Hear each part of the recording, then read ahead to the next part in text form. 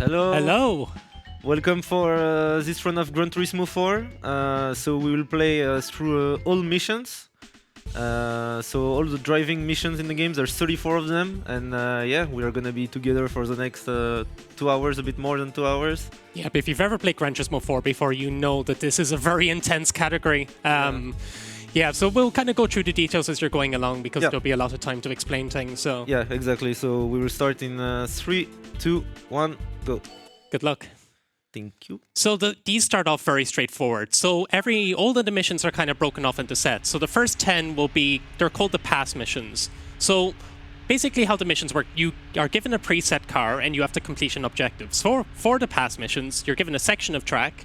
You're put in a car that's evenly matched with the AI, and you just have to pass them.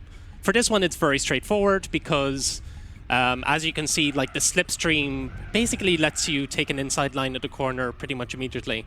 There is a lot of minutiae we can talk about with the cars, but for the moment, we're just going to keep it simple.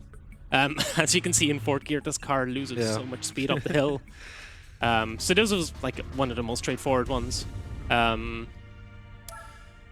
So obviously they're gonna, like, I would say the first 10 are consistently quite easy. There's one... some stuff, 2 of them, even 3, because I have trouble with the golf one for some reason, even though it's not supposed to be. Yeah, I think hard. With the golf gears can be weird. So basically, like, they kind of nerfed these cars heavily for these missions by giving them really bad tires. Typically in the so when you buy a car from the dealership or you win one, it usually comes with sports mediums tires, which are kind of like the middle of the road compound. For these, they give them like really bad tires. So like there's comforts, there's sports, and there's racing. Comforts are the basically the economy type tire. And for these missions, they give them, like, for this one, it's actually the road tire, which is the best of the comfort tires. But for the last one, there were the road tires, which are the in-between. For the next one, there'll also be road tires. So it's going to give these cars really poor, like, kind of braking. Like, when you try to throttle out of the corner, like, that's another thing we have to explain, the traction control. So I'll explain it now in a moment. So you see in the bottom left corner, there's a symbol with a triangle and an exclamation mark. So you'll definitely see it with this one. So yeah, another very easy overtake here. Like, you basically get an inside line for free. When Cousin tries to throttle out of this corner here, you're going to see that light flash up, especially when you're turning and accelerating at the same time. That's traction control. You cannot adjust the traction control in these missions. It's preset. Unfortunately, because the traction control is really heavy with a lot of these cars. Thankfully, they did disable the stability management for all except one test or one mission, which we'll get to. The stability management in this game is horrendous. It basically slows the car down every time it's about to lose grip and every time you take a turn. If you have bad memories of Gran Turismo 4, like if you remember like the cars like just not really rotating properly, like obviously it has a reputation for being an understeer simulator, the chances are you were playing with the assists on default settings, because every car comes with stability management like at 10, which is like insanely high. Like even if you play it on like 1 or 2, it still gets in the way when you're trying to corner. So yeah, another very easy. This is on Monaco. They're very like they give you a lot of easy inside lines for these ones. They get progressively more kind of like less intuitive as they go on, like more kind of like compound cornering sections.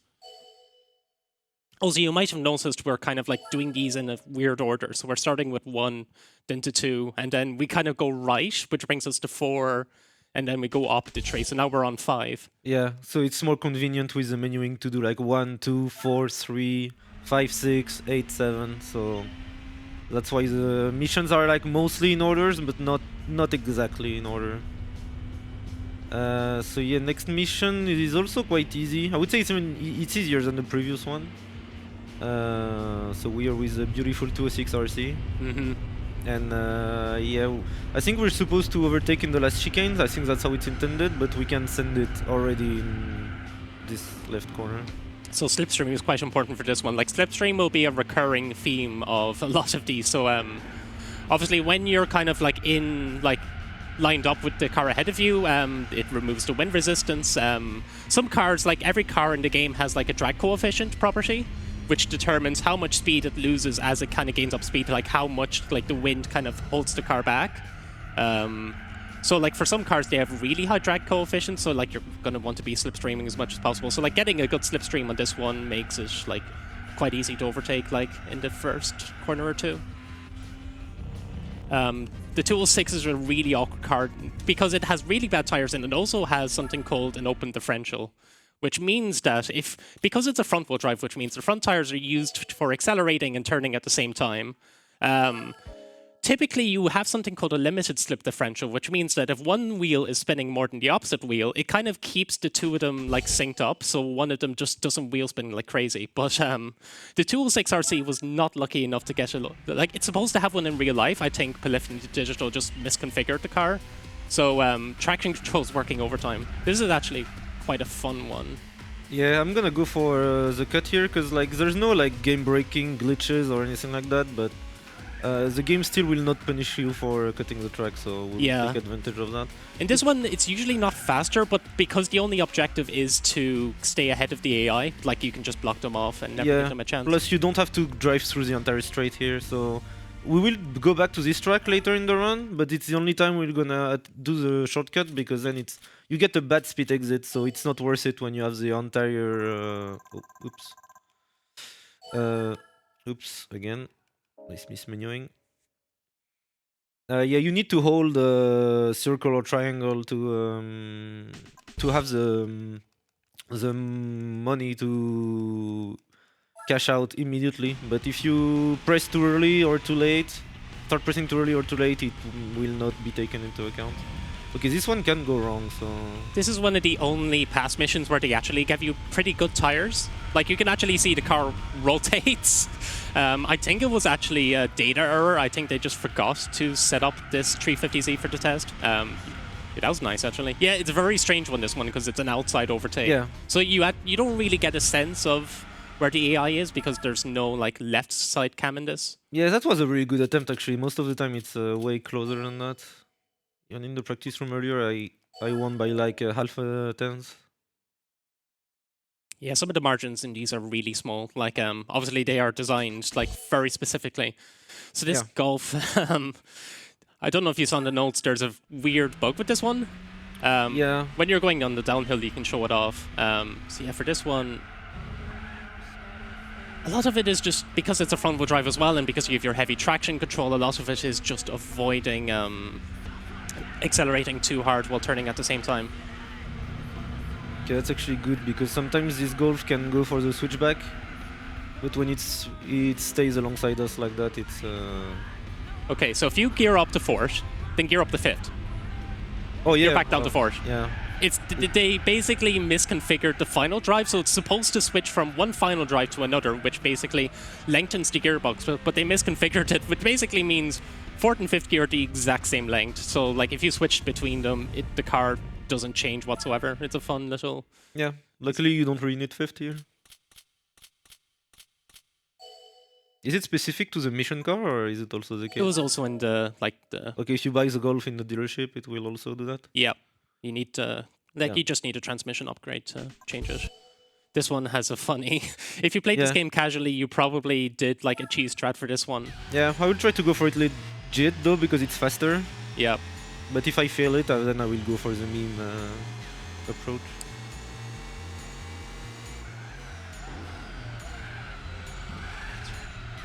Pretty good. So, yeah, basically, for this one, because again, the only objective is to finish ahead of the AI, you can bump the Catacomb NSX off the track, and you get a penalty, which is basically a 5-second, you have to slow down to 50 kilometers per hour. But the AI takes so long to rejoin the track that it's just a guaranteed win. Yeah, you lose like 2 seconds something if you go for that strat. So I guess if you have a bit of trouble with it, it can be good to go for it because at least you get a run going. It's better to lose 2 seconds than having to restart. But so here's the legendary Renault Aventine. Yeah, peak French engineering. This car, what a beautiful machine. A legendary track as well. Yeah, Le Mans. So, like, yeah, if you've played Gran Turismo 7, you're probably familiar with this car. It was added in a recent update. Yeah, a front-wheel drive boat. Yeah, again, a lot of this is just slipstreaming and, like, kind of navigating through certain chicanes. Yeah, we can cheese this one though, so it becomes really easy because we can cut through the chicanes. Like we'll just do that.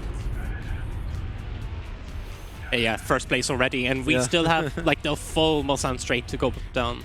Yeah, sometimes you can give him slipstream, sometimes he will catch you up with slipstream and give you a little bump. Let's see if that happens, but I think he's a bit too far behind. So this is the last of the past missions. So yeah, this is like the easy kind of introduction. But from this point on, like with 11 and yeah, like the first couple of the next ones, which are the tree lap battles, they do not really play around. Mainly just because they give you like really poorly configured cars. Yeah, we'll get to those as we come to them because like we will have plenty of time to explain. But yeah, these went well. Yeah, because after this we'll have the 3-lap battles, like 3-lap events, and it's actually the longest segment of the mission because it will take around an hour to go through all the 3-lappers. Something we haven't explained yet is that we're playing on the PAL version, the European version. So basically, there's a few differences. The main one is that this runs... Oh, well, actually, the main difference is the mission 34, the last mission in the game. Yeah, it's a lot easier on PAL than TSC. They gave... so how the last set of missions work is you... the one-lap magics, you basically have 1 lap to catch up to the rest of the AI. And you have to sit at the start line for a set period of time while the other cars kind of make their way through the track. But... on Mission 34, they gave a much shorter timer on the PAL version compared to the other versions. And also, the AI takes longer to cross the line. So the PAL version is just... Oh yeah, we get for completing the past missions. Yeah, we gotta go to the future now. Yeah, don't drive this at 88 miles per hour.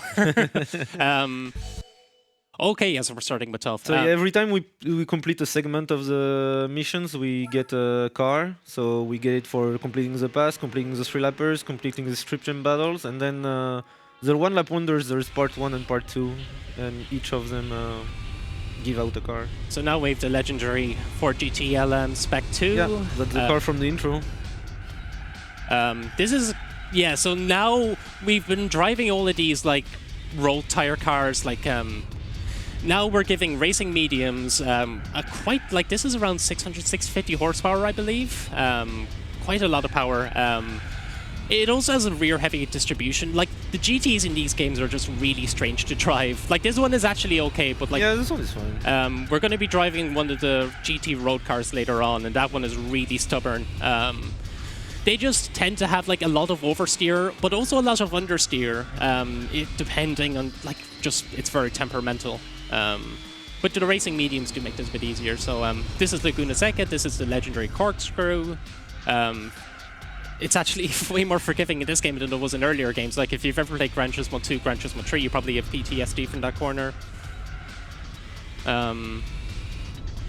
Yeah, so there's a Viper GTSR Orica in the lead, so we just need to catch up to that within 3 laps. It's a very... And like, the missions are just quite straightforward in kind of premise, I suppose. But like... Yeah. Yeah, the challenge really comes from knowing the car, knowing the track. Not making mistakes. Usually you don't have that much room for... like going off the track or something like that. Yeah. It's not like licenses, you will not fail the mission. As you can see, I could cut the track on Le Mans pretty normal without being punished, but yeah, you usually only have like, at most you have a few seconds of margin, so you cannot really afford big mistakes. And yeah, when you want a PB attempt in this, the thing is restarting one of the missions take quite a lot of time. So. Yeah, and we talked earlier about the penalties. So if you collide heavily with the front of your car towards either a wall or the AI, yeah, you will get one of those 5-second penalties where you just can't accelerate. And like that can make or break. I would say in the 3-lap missions, it's like not the end of the world if you get one. Like it depends, I guess, because it also depends on which part of a track you get it, and on which mission you get it. Yeah, for the 1-lap magic ones, like, because there's only 1 lap to make the time, like, it hand spell, and like yeah, you'd have to go back to and Yeah, only on 34 you can get away with it pretty much. Or maybe on the Celica mission as well. This one is... So yeah, we're at the end of lap 2 and the GTSR is in sight, so... Yeah, this is looking pretty good. To catch him up by the end of the lap. Yeah, so this is, like I said, it's one of the few cars like we're going to drive that's actually well configured. Like the next one is quite a handful. It's going to be the Toyota 2000 GT on a very technical track, like a city track of New York, which like looks nothing like New York anymore. Like you go through Times Square and like it's kind of unrecognizable. It's all pedestrianized now. Yeah, but this game is 21 years old, so. So it was an older version. Oh, this is a bit awkward to catch him up here. Yeah, this is fine. You can just kind of keep hold of him at the corkscrew. Yeah. Only need to not choke it now. If you're getting a bad attempt on this mission, you can always go for the kill in the last corner on the Viper. You can just not brake and kill it, similar to the Motegi mission we talked about earlier. Yeah, it's so far ahead of the car behind it that like if you get a penalty, it doesn't really... Yeah. Like here you could just again punt him and get the penalty, but everyone else would be too far behind and you would still get away with the win. But here we didn't need to, we overtook before the corkscrew, so... Nice. We are through. If you're wondering what the A-spec points are, they're just... they're flex points pretty much. Pretty much, yeah. When you play on the normal GT mode, you get more A-spec points for winning with a car inferior to the opponents. That's how it's calculated. So yeah, there are challenges to win like as much races. People are doing challenges to like winning almost every event with 200 A-spec points, which is the maximum you can get in a normal race, but the missions are 250 each. So now we have the Toyota 2000 GT. Like I said, this is on really bad tires, and this is actually like a pretty cool car like to use like in the playthrough because I like to drive this car. To be fair, it drives pretty nice. Yeah, the problem is like it understeers a lot under braking, and like there's a lot of like here, right? For example, it's a long braking zone. You have to kind of you see that unwillingness to rotate. You can kind of use the curb here. You're going to see that the traction control is like working overtime as well. Yeah, this is a nice line out actually. You want to carry as much speed out of these corners, and this is looking good. These compound corners up here, a lot of 90-degree angles. Yeah, I think it's a mission where a lot of people have trouble with. I definitely struggle with this when I was playing casually. But it's usually not the... I have definitely some mission in the run where I have trouble with at times, but this one usually not. Unless like sometimes you can catch up a penalty if you hit one of the walls or AI too wide, and then if that happens it can become really, really tight. In the practice room earlier I picked up a penalty and then I only won by 4/10. Like I overtook the leading car right on the finish line, so I hope it's gonna be a bit smoother here. Yeah, this car actually is a really low drag coefficient, so like the slipstream, like obviously you still want the slipstream when you can, but like this car doesn't, like if you have a straight line ahead of you, it doesn't really change much. It accelerates quite well. Yeah. The slipstream is still quite strong overall in this game, so you really want it as much as possible. Yeah. That's also why it's such a recurring theme in this playthrough. It definitely helps a lot. Yeah. So like for like in terms of like grip, basically every car has like grip stats, and Polyphony Digital, when they were designing these cars, like they were quite heavy-handed with like making the classic cars having low grip. Unless they were like race cars, like the Chaparrals, for example, have pretty good grip, but like, yeah, they were very punishing. But there are a few classic cars where they, due to an underflow error, we will get to those. I think it's like in one of the two next missions is going to be one of those cars where Polyphony tried to give them really low grip, but because if a car is below a certain level of grip, it actually underflows and it has like way more grip than it's supposed to have, which you can kind of see firsthand in one of these upcoming missions. Yeah, it's only gonna be in the opponent's cars, so we don't drive any of those in this run. Yeah. Yeah, we only face cars that benefit from from it.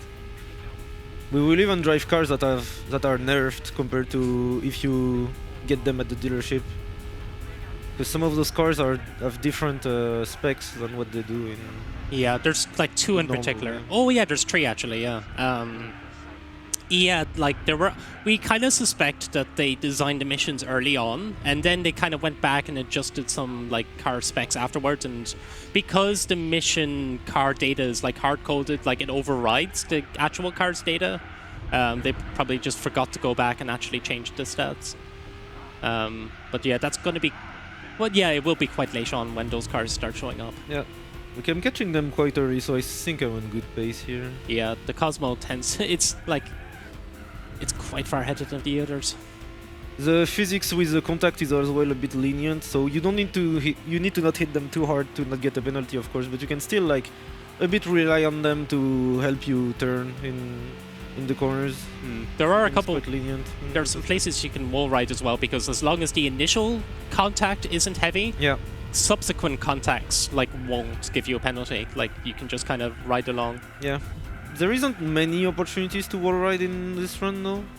There's one in particular. Yeah.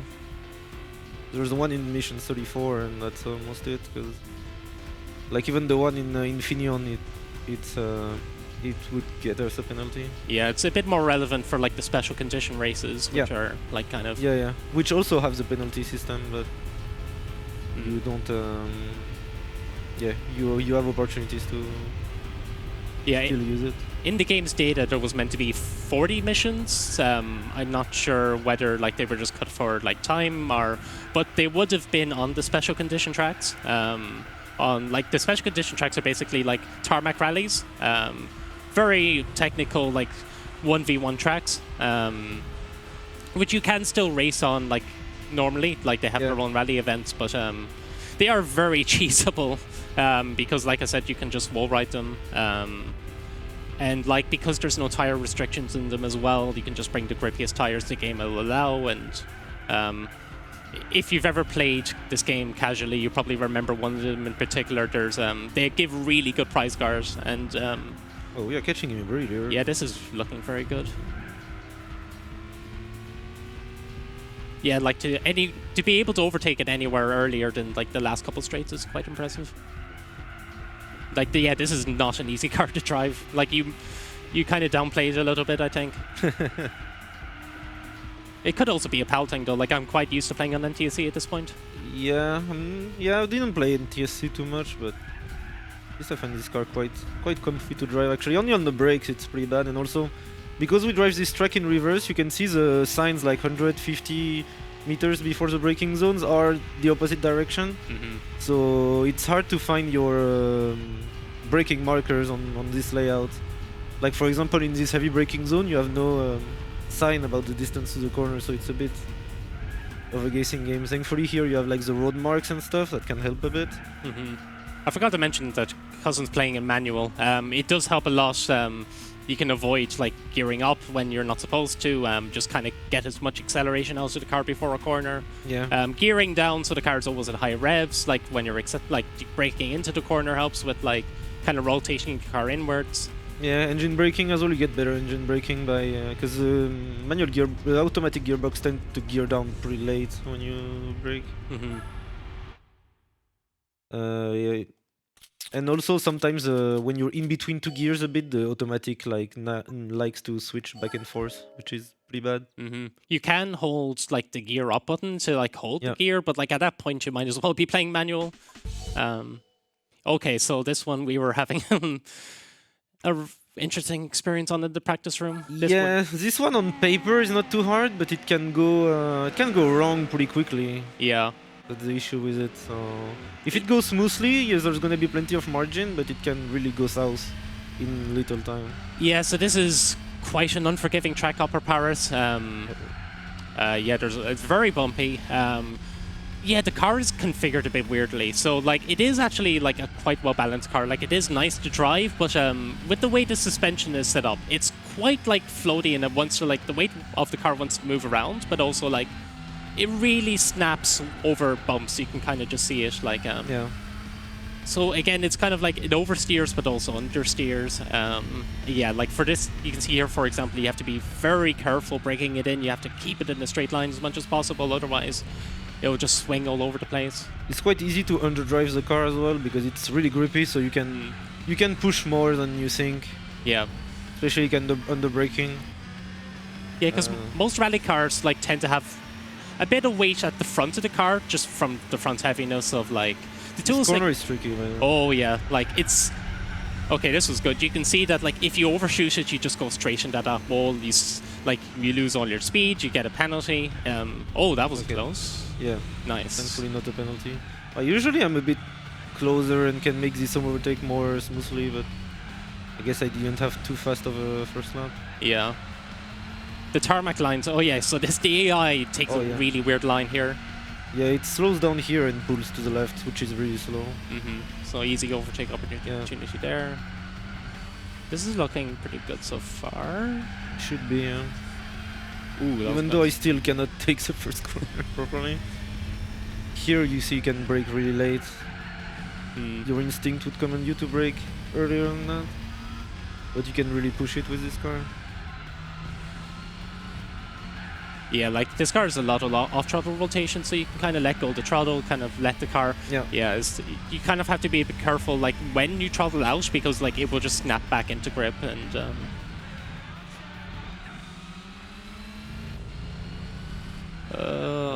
Yeah, he didn't give you enough space there. You can make it in this corner if you have a really good attempt. Okay, at least I have the outside line here, so it will not be an issue. I hope he will not try to dive me. Okay, that's good. Yeah, now we should be well on pace to catch him up by the end of the mission on the last lap. If I don't make any critical mistake.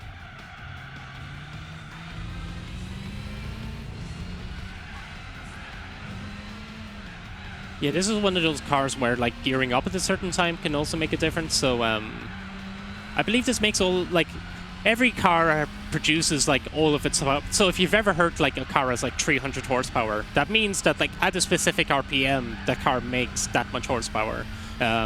So for this car, it makes it at around 5,250. So after that point, like you can still drive it beyond that, but it can just noticeably start losing acceleration. So yeah, if you gearing up at around like 5,500 to around 6,000, depending on the gear you're in, can it just as long as your cornering's good, like it's just micro optimizations. But yep, we're looking on very good here, and you got the space. Oh, that was. At least if you get a penalty there, like this is a slow cornering section anyway, it just makes. Oh my god. It's okay, the under braking on the heavy braking zone coming up is... I think Colin McRae wants revenge for for beating him 30 times in the dirt run. It's okay, the AI is pretty bad under braking here, so we can send it pretty comfortably. It is quite a contrast from Saturday's run, when we were just convincingly winning every race by like a minute, and now like the AI is actually putting up a fight. We are not going out of bounds this time. Oh. There is a few where you can go out of bounds, but it's really difficult and inconsistent strat. So the NE% run by West Road C does do some out of bounds, because you can kind of very similar to like the Mario Kart Wii runs you were probably just watching. Yeah, you can kind of go out of bounds and like trick the game into thinking you did a full lap when you actually didn't. And like for some tracks, it can really make a difference with high lap counts because you can just stay out of bounds and do loops around. Yeah, but it's hard to get out of bounds. So this mission is a nightmare. The car especially. So I mentioned earlier how like the 206 had an open differential, which means that like one wheel wants to spin constantly whenever you accelerate. So this car also has an open differential. Every car in this mission has an open differential. The AI can handle it quite well though. Not only that, it also has 400 horsepower and roll tires. Not roll tires actually, the tier below that. So it's like these tires are horrendous. So like you can see Cousin has to exit that corner in third gear. Yeah, it's better to stay always in third or fourth with this car because it has a lot of torque. That's pretty much the only thing it has for. Yeah, so this car wants to spin its wheels constantly, and because of that, traction control is trying to prevent wheel spin, and yeah, you're going to be seeing that like triangle light flashing a lot during these 3 laps. So 4 of the 5 AI cars are very, like, you can pass them in like the first half of the track, but the Buick Special in first is another story. Like, that one just shoots off, and that is for a reason we kind of hinted at earlier.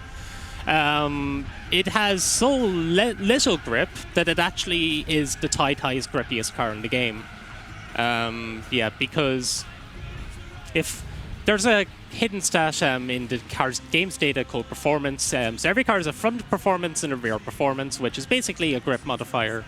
If that number is below 900, it loops back around to like 1,120 something.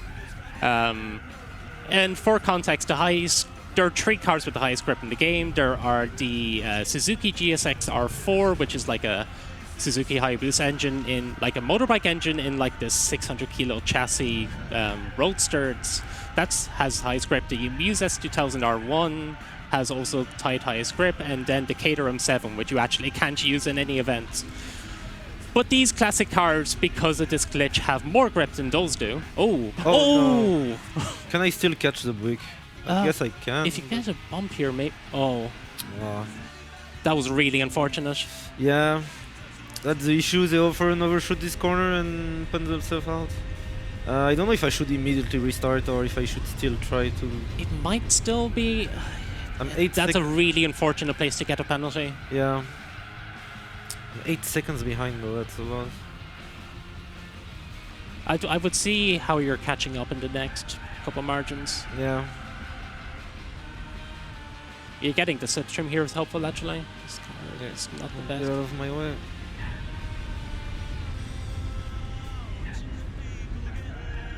Yeah, you have to brake so early for this because like you just cannot afford to. Yeah, even though it's uphill. Yeah, the first sector I think is the one where you catch up the least. Yeah, it's so this car's just horrendous. Yeah, I think it's the only mission where you have to actually to catch up a car that is faster than yours. Yeah, because this Buick not only does it have this grip bug, it also has like over 600 horsepower. Yeah, it's a fake muscle car because like it says it's from 62, but that's not the truth. I might be too far behind. Let's see. And yeah, on the straight it pulls ahead as well. If you get a good line here, like for this, you kind of want to brake a bit later in a way to kind of get a good line into the. Yeah. Need to not hit the walls at the exit here. Really easy to do. Yeah, it's not. Yeah, I'm catching up too slow. This is looking. Yeah, it doesn't seem to take a great line here. I was like, what, 8 seconds at the end of for previous lap? I think this still like yeah. If you get a good like exit here, okay, this might be this could work actually. I think. Let's see what the gap is. Oh, it's gonna. I think I'm gonna miss it by a few tenths. I think getting the slipstream might help though. Yeah, but you cannot really overtake in the last straight though. Well, maybe I could go for a kill as well. I've never really tried to. You know, on that last left right-hander. I can always try to send it. At this point, I'm committed to the mission.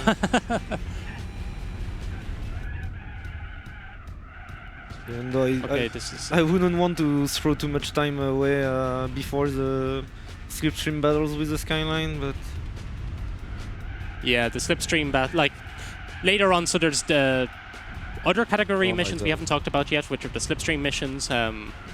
One of them in particular is really just like it's the most RNG heavy of them. Most of these like are well, like the AI can be a bit unpredictable, but he's not that far ahead, so yeah. Are you in slipstream range here? No, probably not. But he's pretty slow on the upcoming section, so I mean he's gonna pull ahead on the straight, but then when we come to the section of corners, the AI is quite slow there, so I don't know if there's something I'll be able to do. Might have to go for a kill. but I've never really experienced. This is really close. Yeah.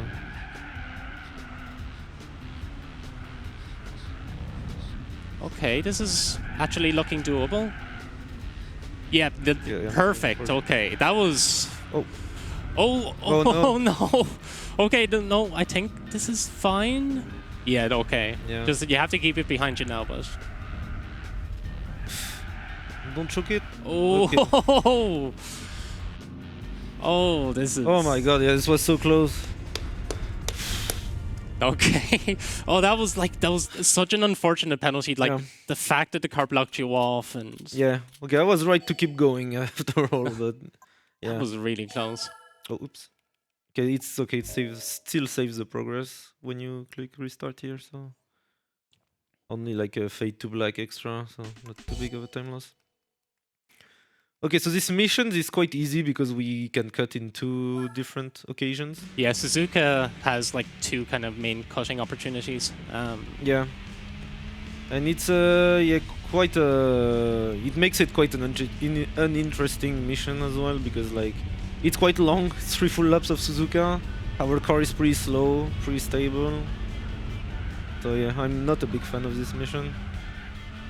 Yeah, it's a weird car. Like it's one of the most rear-heavy front-wheel drives in the game, which is kind of usually front-wheel drives are really heavy because the front cars are doing all of the work, and because of the engines at the front, usually you want to get the front wheels kind of being pressed into the road to give them as much grip as possible. But the Beetle Cup car just has most of it at the rear, which means that like it is quite easy to oversteer. Like it can actually rotate quite well, but just means like the traction control is like doing a lot, and also the racing super hard tires. And yeah, we are only facing. It's weird that we all face blue Beetles. Yeah, like, it's all 6 blue Beetle because this car has like an insane amount of different colors. And in the thumbnail as well, I think it's all different colors as well. Yeah, but for some reason it's 6 blue Beetles. This and like the Lupo Cup cars as well. The 2 Lupo Cup cars have an insane amount of different colors.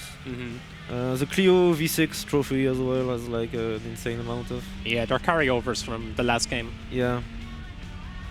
It just exists in every possible color.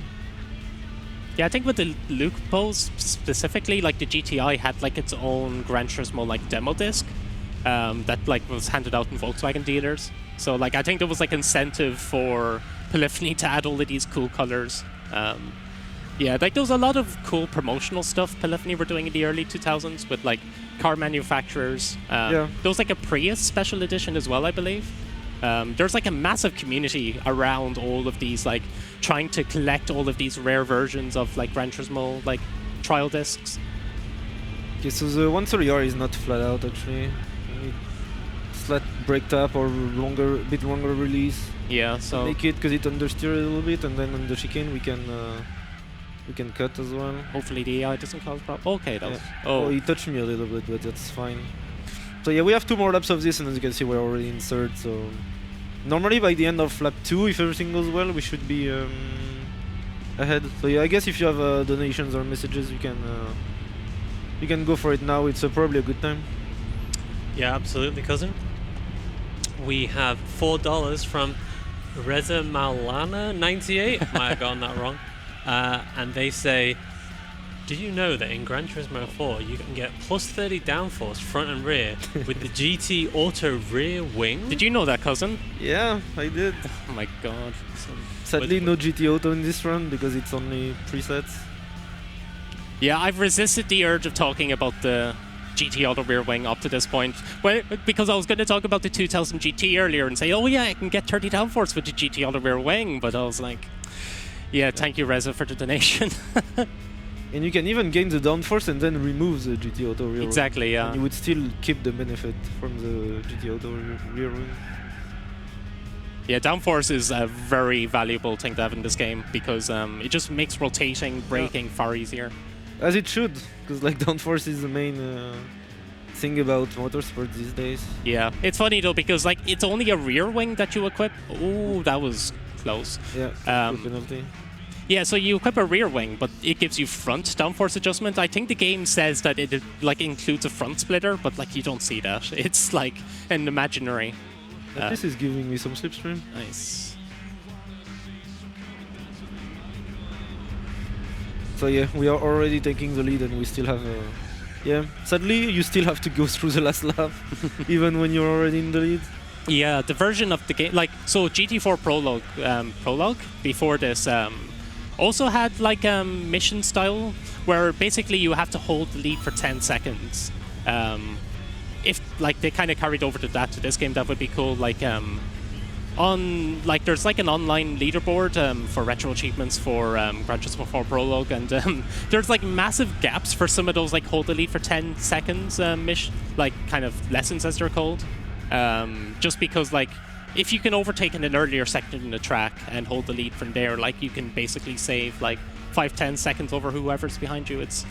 They're actually quite fun leaderboards. I definitely recommend giving them a shot. We changed the speedrun quite a lot though. If you could finish this mission on lap 2, it would actually make it tighter, because that means you would actually need to get it done on lap 2 before, like, to get a good run going, to not waste 2 minutes. But yeah, sadly we have to go through that last lap. So we'll of course keep cutting. Which will be a recurring theme, because we're gonna be back 2 more times to Suzuka after this. One on the east layout and once more on the full layout. Even though the next time we'll be on the full layout, we won't have that much margin despite the cuts.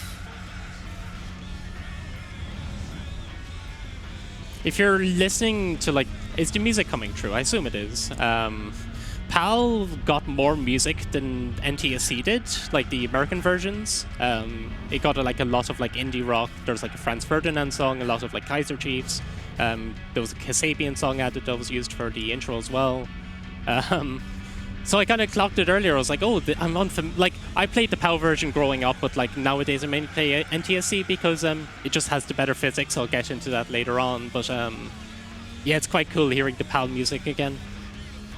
Yeah, and the NTSC music is in the PAL version, but it's like disabled by default. You need to go to the jukebox options and then you can see the NTSC soundtrack. But it's somehow not enabled by default into the race playlist and stuff like that. So yeah, the Japanese version also has a bunch of tracks by Masahiro Ando, which is the guitarist of the T-Square, famous Japanese jazz fusion band from the 80s. 70s and 80s actually, and 90s, and I think they're still going in some shape or form, but Masahiro Ando provided music for the first Gran Turismo.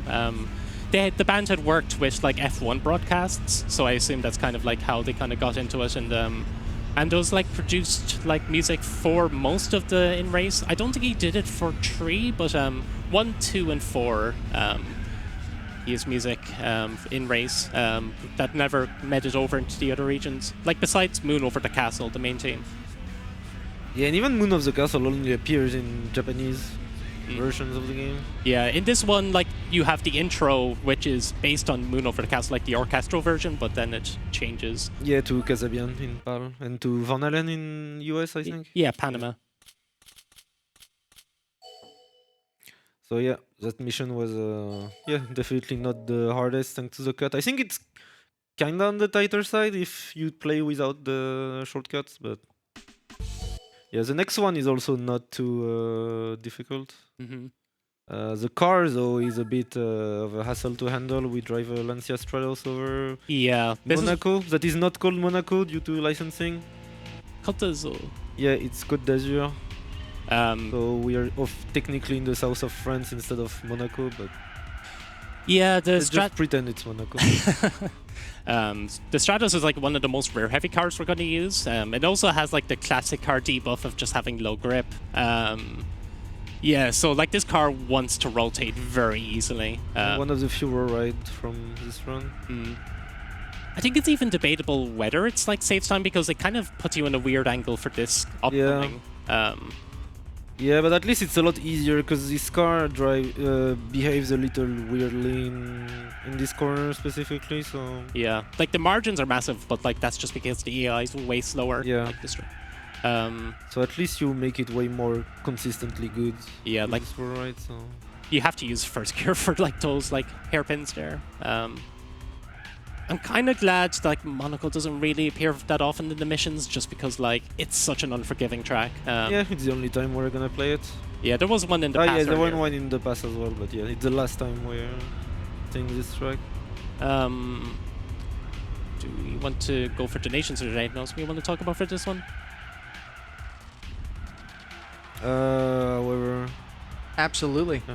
We got a $50 donation from RMCSBC, Super GT4 Run, and an $8 anonymous donation. For 8 seconds, Polyphony removed the Mission 34 wait timer in PAL. Yeah. Yeah, and again, also the AI tends to finish a bit slower on PAL as well. yeah, the 300 SL finishes 3 seconds slower, something like that. Yeah, so the car does handle differently. Again, we'll kind of go into the physics differences later. They haven't been like too relevant up to now, but like some of the cars we'll be driving like will handle noticeably different on PAL. So we are voting the Auto Bianchi here, which is the car you gain for Sunday Cup, I think. Usually the first reward car you get when you play through the game. It sells for like 8k, so usually like what I usually suggest to people is to sell it and buy like a Suzuki Cappuccino for the used dealer for 5k, because the Cappuccino is basically can enter most of the same events. It's not Italian, but like Suzuki has like a one make, and it's like the Auto Bianchi is like front wheel drive, which just makes it like not the greatest for like traction out of corners. The Cappuccino generally gets more done, and it's also like you buy it for 5k, so you actually save money by selling the Auto Bianchi for it. Plus the Cappuccino is a lovely car. Absolutely. The hotel or the airplane of Monaco in this game looks more like a suburb Soviet building, but Yeah, they did not pick the like sunniest day. It's funny because like in Gran Turismo 3 generally had more vibrant like vistas and like yeah, because it's in sunset, I think, in Gran Turismo 3. Mhm. But here is just a plain day. Yeah, I find I have to like play with the contrast settings a bit to kind of make the environments pop out a bit more. But yeah, it's super vibrant in Gran Turismo 3, and here it's a bit more kind of just. But I still believe the colors in these games are really better made than even most of modern games, because like a lot of games tend to have like really flashy colors to look good and stuff, but you kind of lose in realism, because like after all the colors in real life are pretty tame overall, and It's kind of a contrast going from Dirt on like the Dirt run we did on Saturday Yeah, to yeah. this, because Dirt had such heavy bloom and like yeah, like the color grading between tracks was so like one track would be like have a heavy blue filter, one would have a heavy orange filter. yeah. Like some of these tracks do have like quite heavy like kind of sunset effects, like I'd say twin ring Motegi tends to. Yeah, because again it's sunset on this one. But yeah, might not have the flashiest colors, but I think there's few games with colors that look more real than this game, in my opinion. Of course, in the texture resolution and stuff like that, it has aged 20 years. So even though it was way ahead of its time, it's still you can still see it's old. But I think on the color side, they really nailed it. Okay, so we are already catching first place, and we have plenty of the lap left to go. Can I overtake here? Yeah. Oh, nice. I guess because it's at a very low speed, the penalty collision is a bit more lenient. Mm-hmm. Oops. Got back on the throttle a bit too early. So yes, this version of Monaco is like still not exactly like real life. It kinda looks like Monaco in the 90s, like up until the late 90s. But it still look a bit strange at certain I guess it areas. wouldn't surprise me if they kind of like surveyed the track like late 90s, early 2000s. Maybe it was planned for like GT2 or maybe Yeah. like an early version of GT3. So Yeah, because it's still the same track model as GT3 that has been reused. Because like this section in particular, like the swimming pool section, it's really like 90s vibe here. And Raskas coming up as well. Oh, car was a bit wobbly here. Like this corner as well is not exactly like that for quite a long time now.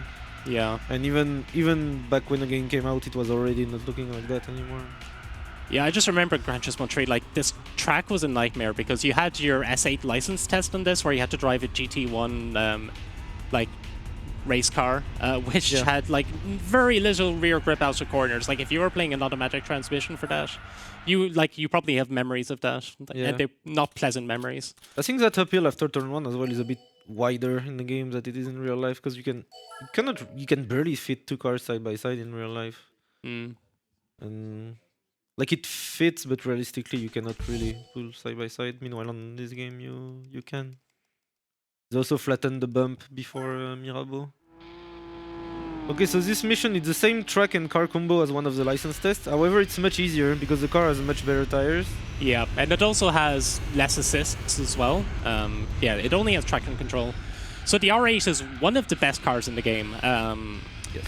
So, like, all of the LMPs generally handle quite well, but the R8 not only has, like, the highest grip of the LMPs, but it also has, like, really big tires.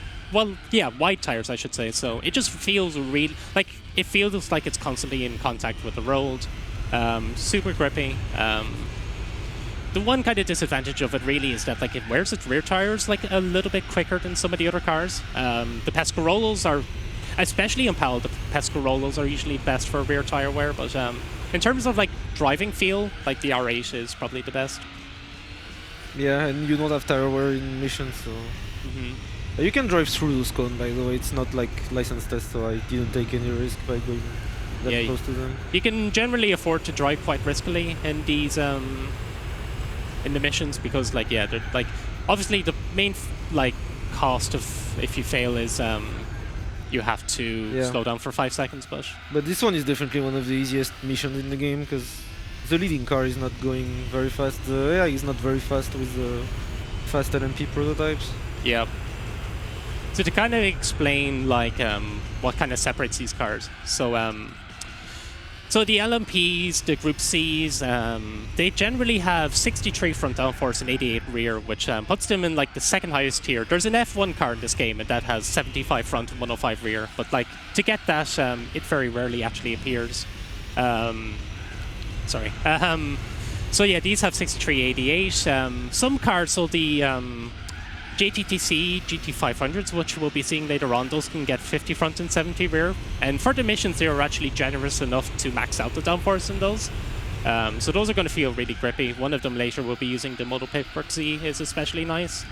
The rally cars have 13 front downforce and 18 rear, which is really unfortunate because if you just take a road car, put a GT auto rear wing on it, and increase the downforce, it has, like, pretty much twice the amount of downforce that the rally car can have. So the rally cars are just, like, penalized on downforce. Like, for no, like, yeah, it's a bit ridiculous. So, like, the meta for vanilla GT4 tends to be just to get, like, a road car. Like, the Impreza Spec C that you can get in New Dealer is, like, one of the best rally cars in the game, just because it has so much grip and it can get 30 downforce with the GT auto rear wing. I really enjoy driving this track car combo. I really like this track, I really like this car as well. Yeah, for the license test, it has the stability management enabled, which means that it just... Yeah, it understeers a lot. Yeah, you can be far more aggressive here.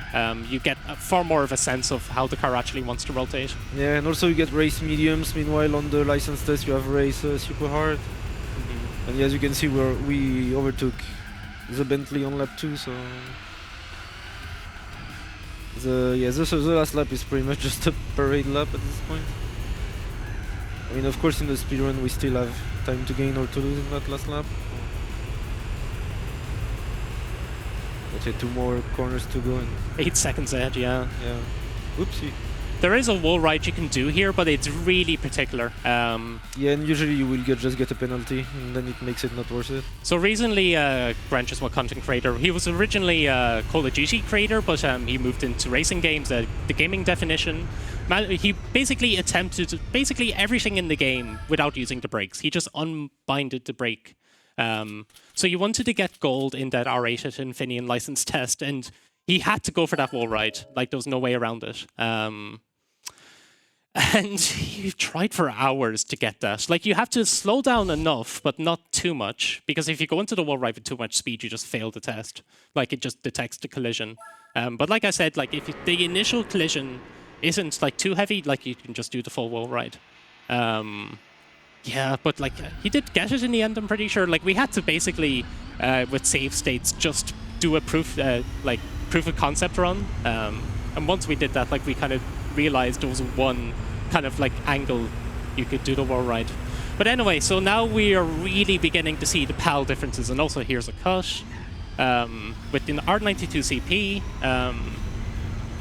So as you can see, the traction control light is going absolutely crazy for this one. Like, even in third and fourth gear, the car is bouncing like crazy, stuttering. So basically, PAL is running at 50 frames per second. NTSC is running at 60. And for whatever reason, like, high downforce, lightweight cars tend to, especially if they're rear heavy, just have this really strong stuttering effect. Yeah, you can see it here. The car is just, like, thankfully it is staying in straight line. If you had, like, rigidity wear or something like that in the car, it would want to spin out constantly. Yeah. Actually, you have a license test with this car on this track as well, but I think it has no traction control. Oh, it doesn't though, yeah. Yeah, and it's a nightmare to drive. Like, you're on third, fourth gear, and you're still like wheel spinning all the way. So you're gonna catch him Slipstream here from the... Yeah, that's a awkward spot to catch him up. Okay, good. Sometimes you catch him like in the corner when you're a bit faster than what I was. So the NTSC physics tend to be a bit more stable. Okay, this is actually pretty difficult. That was nice. Yeah, braking there can be a bit unreliable. Yeah, so but I don't brake on the limit because I want to cut. You can cut a bit on the inside. You benefit from braking a bit earlier to take that apex that is more inside than the actual apex. Yeah. Like, for viewing purposes, it can be nice to pay attention to the G monitor, like at the bottom underneath the kind of tachometer. That kind of gives you a sense of where the car's weight is. So if you're braking into a corner, you kind of want to be close to the center. Just because, like, if the car's weight is unsettled as you're braking, it can make it quite easy to just spin out, especially for a car like this. This car's a really stiff spring setup, so, like, it takes very little time for the weight to correct back to the center again. If a car had, like, soft springs or was, like, had a high center of gravity, it would want to kind of spin out easily. Okay, so we're gonna catch this guy in the Porsche curve. That's also gonna be a bit... Okay, that's good. Nice. Sometimes you catch him like in this right-hander and it's a bit more annoying. But yeah, this building is no more, by the way. The one you saw on the right, it's the pit lane of the old karting track, but it got demolished since to build an extra runoff area, actually. Yeah, pretty big cut there as well. Yeah. So it makes quite easy this mission, that you can cut so much. As you can see, we're gonna catch up the Sauber C9 well into lap 2. Something I forgot to mention earlier. So you see that GT1 there, that has ESO stickers on it. So ESO, for I believe it's a licensing reason, isn't ESO in the US. So they had to change all of the ESO cars to Exxon. But while they did that, so the 206 we used earlier, and also that GT1 race car, have different stats with the Exxon liveries than the ESO ones in the PAL and Japanese versions. So the PAL GT1 has way higher drag than the Exxon one. Yeah, I made a video about it and I got a lot of comments like, oh, stickers make you go faster. Yeah, and also the PAL ESO 206 rally car also has higher drag than the Exxon one. It doesn't really matter in the context of missions. Yeah, because the car is hard-coded to be different anyway. Yeah, and like Upper Paris is quite a low-speed track anyway, so like the extra drag isn't like the end of the world. It's definitely not enough to justify playing NTSC over PAL. And we are already back to first place. Nice. Yeah, it's kind of funny that like this is such an easy one because like the Sauber is not a slow car. Like if you do the Gran Turismo World Championship, It is one of the fastest opponents. But as we mentioned, the AI is not really comfortable, especially on PAL, I think, with these fast high downforce cars. I believe they're also speed capped. I don't know if it matters for this, but like if you do the start 24-hour endurances, they tend to not go past 220 miles per hour. Even if you do like the B-spec mode, which is basically like you get a driver to drive for you, like they won't pass that either. So yeah, we're gonna win by also the fact that we can cut so much on this track. It definitely helps. Yeah, the Gran Turismo World Championship is like the final like event of the any percent progression. It's like 10 races using like these prototype race cars, but it's way easier. Well, actually, it's easier in theory on PAL because the AI is so much slower. Like they cannot drive these cars properly. But also the rear tire wear is so much faster on PAL because you're also battling this stuttering. Like we kind of theorized that it's the rear tires like constantly losing and regaining grip from the road. Like because it happens more with cars that have really tall tires. So the R92 CP is quite big rear tires. And the Minolta 88 CV, which is like one of the most popular cars to use because it's easy to get, has like really large tires as well, and that also burns to its rear tires. But the Bentley, actually no, the Bentley is a bad example. I suppose some other, like the Peugeot 905 also, like doesn't really struggle from it as much. It's lighter and also its rear tires aren't as tall. It's kind of a weird phenomenon that like we're still like kind of trying to understand. Like honestly, one of the best ways of understanding is just creating really funny like car combination like combos, which are called hybrids. You can kind of like go in and edit like parts from different cars onto like a car to create like a build that just has like a V12 engine from one car and like massive tires from another, and like sometimes you just see how the game handles these builds, and like you can actually learn a lot from about how the game like works just by making these Frankenstein's monster combos. So we are already more than 30 seconds in the lead. We still have of the last lap to go. Thanks to the cut, actually, this is not the longest mission in the game, by very few. With the cut we can make it a few seconds shorter than mission 34, because like this is gonna be under 9 minutes. Meanwhile, on a good attempt at mission 34, I got like 9:06, something like that. 9:07. The record of the individual mission is well below 9 minutes. I think it's like 8:48, I think, or something like that. Yeah, and it's an insane time. Yeah. Like to do it under 9 minutes in NTSC is like extremely impressive. Like, yeah, for an NTSC run, you have to finish below like a 9:12 or below, because like that's just when the T300 SL tends to finish. On PAL, it's way more forgiving. Like sub 9 minutes is kind of standard. Like, especially if you're doing like cuts and wall rides and things.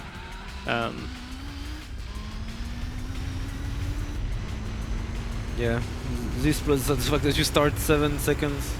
Do we have any messages, donations? Yeah, we still have a few corners to go if you want a donation. Through.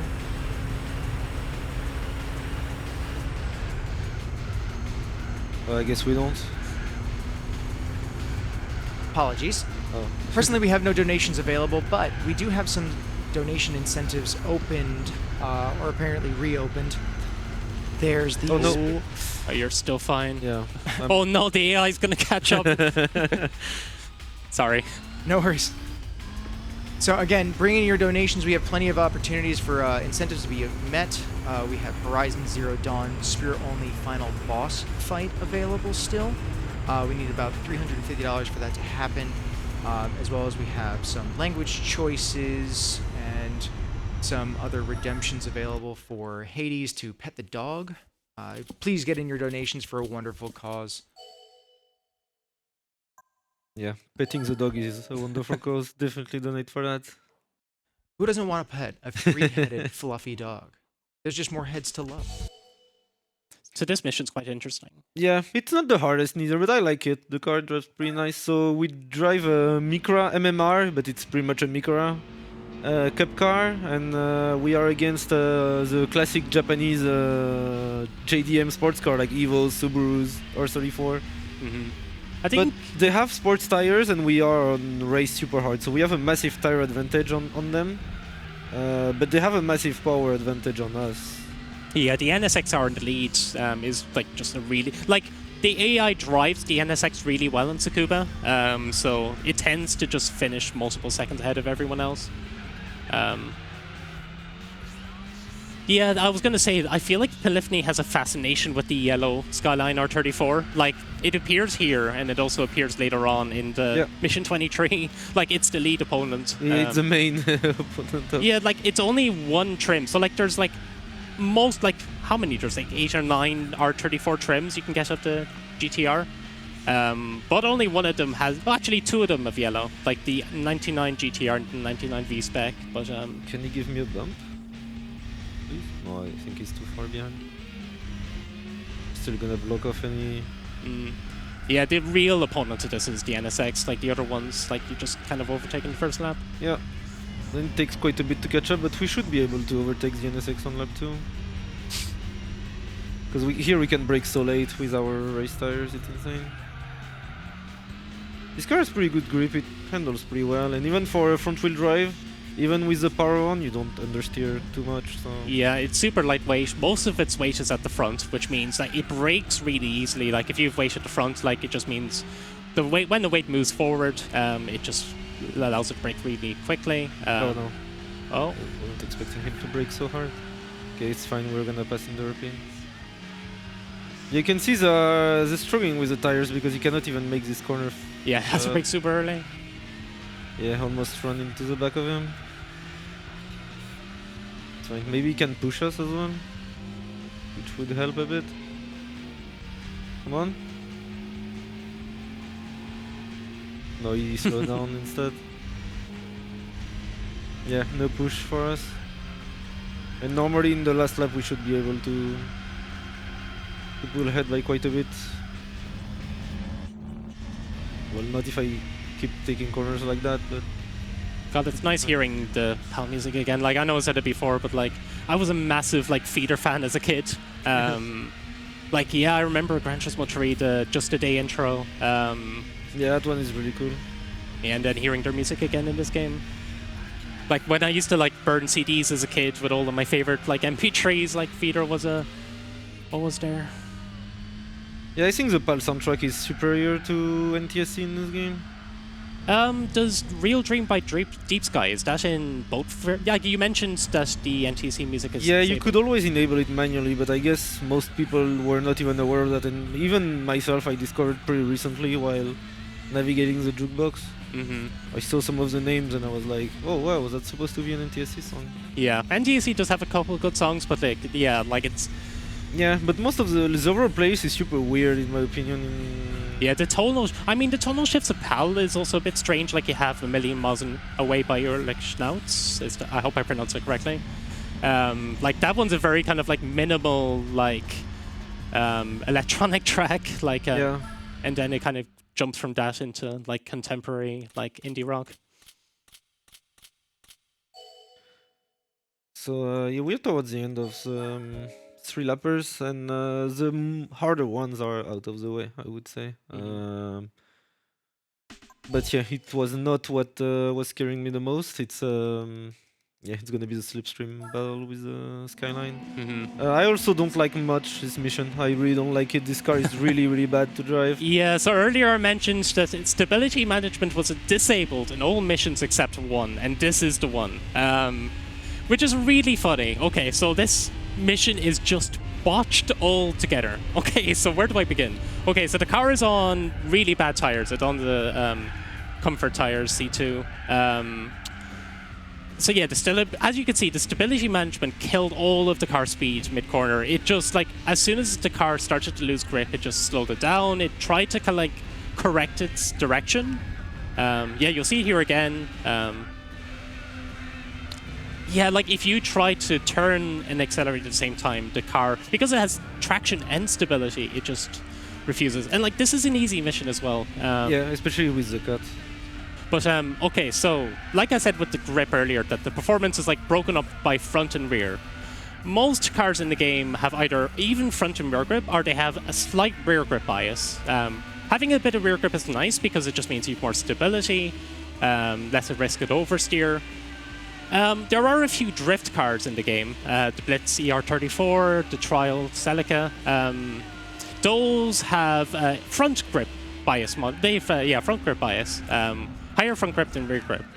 I suspect that they made a mistake and gave this Amuse S2000 Street version the drift car grip because it is 105 front and 100 rear, and it just wants to oversteer on every single corner. And when you combine that with the heavy traction control, heavy stability management, like, you can see the rear is so detached from the rest of the car. Like, this isn't even front, like, grip, like, weight distribution as well. So, like, it wants to rotate, it does rotate, and then you're punished for rotating. It's... Oh, Thankfully, this track is pretty short, so at least we won't drive this for too long. Yeah. I do suspect that, like, they noticed something was wrong with the car, but, like, instead of, like, actually fixing it, they were like, well, just gonna, Yeah, because they had to test these missions, right, to see if they were, like, doable or how difficult they were doable. Mm-hmm. But yeah, for some reason they decided that this was fine. Yeah, as we'll see later on, like, some of the design choices were questionable. Like, there are some inconsistencies with how cars handle, like, in the missions compared to in the actual, like, game if you were to buy the car and use them for yourself. Yeah, this is one of the most, like, egregious just examples of, like, a car just not being configured the way it should be. Thankfully, the other Amuses are still really good. This is the only one that's, like... Well, actually, no, the Carbon R is really strange as well. That one is, like, also front grip biased. Most of its weight is at the front. Not only does it just want to rotate, like the rear just wheel spins constantly, and all of its, like, power is in a really narrow section of the RPM range, so really difficult car to drive. The S2000s are really good though. There we go, we're done with the 1 lap, or 3 laps. Yeah, that's the worst thing. S2000 in general in the game seems to be pretty good, but yeah, except the one we actually have to drive. I mean, we will drive the GT1, but it will be on test course, so even though it's a car that drives really well, it's not gonna be super relevant.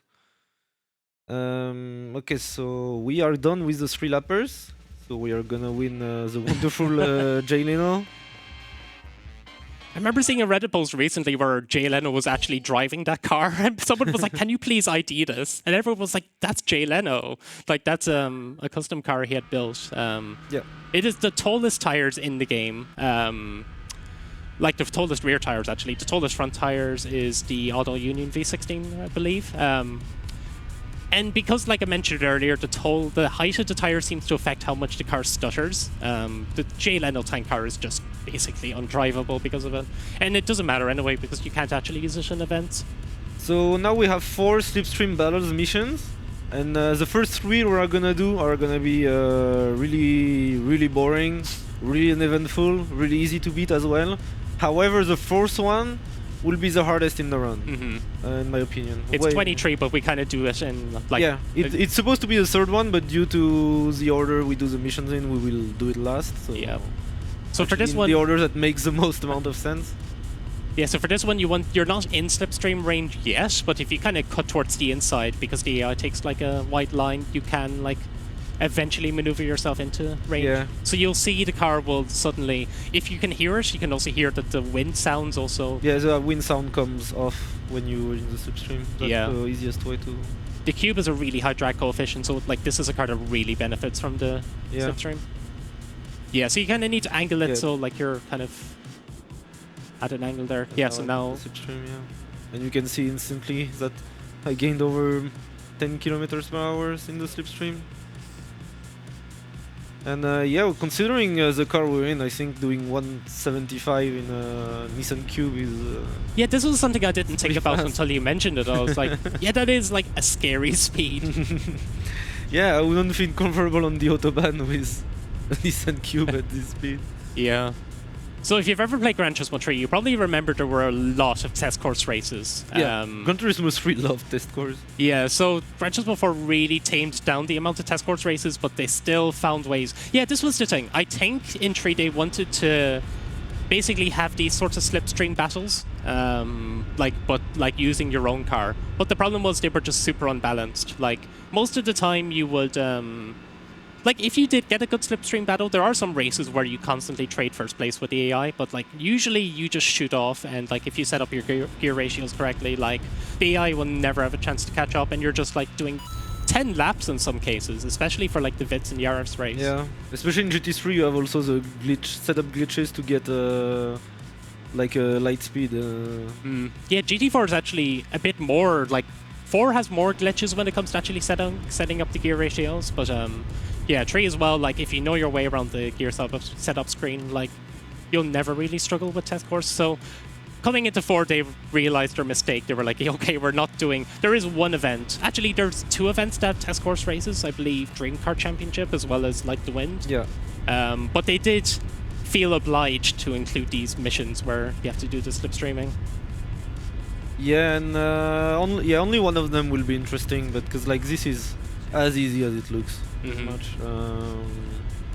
Yeah. The only way to fail would be to just not pick up slipstream. So yeah, now that we overtook everyone, we can just chill on the inside line. Actually, it's better to shift down to third.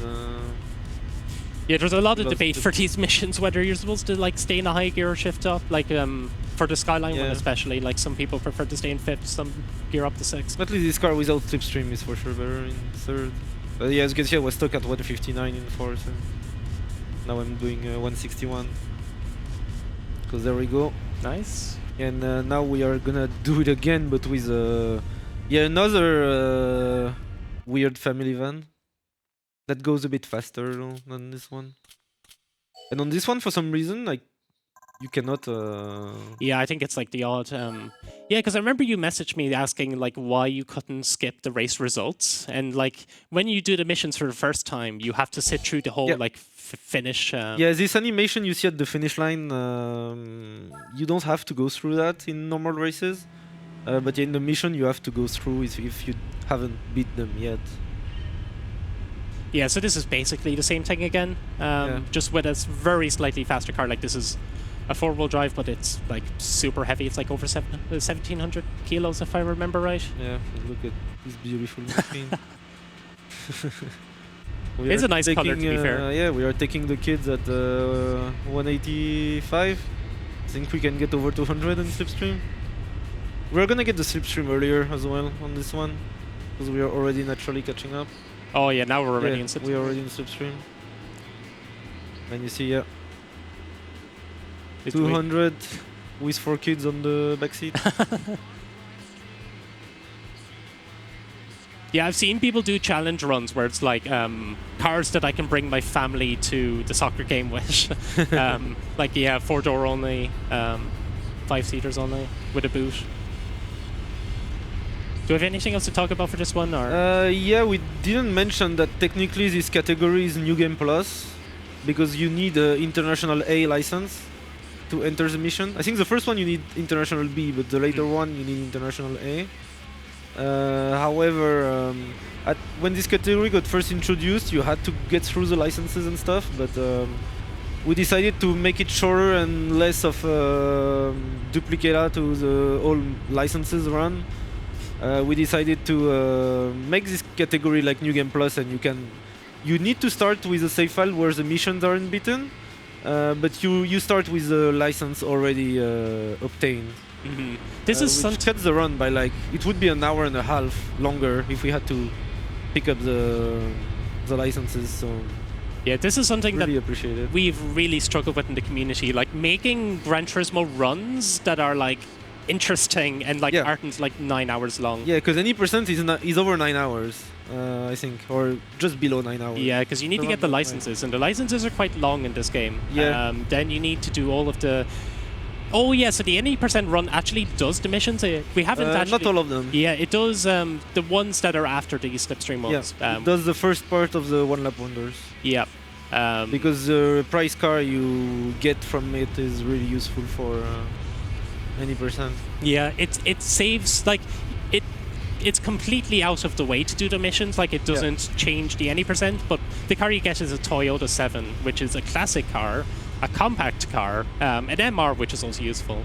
Yeah, and part of the route you don't have any car that is fast enough to beat the world championship, and the one you can buy from the dealerships are like 4 million credits, which is an amount of money you'd never get in any percent.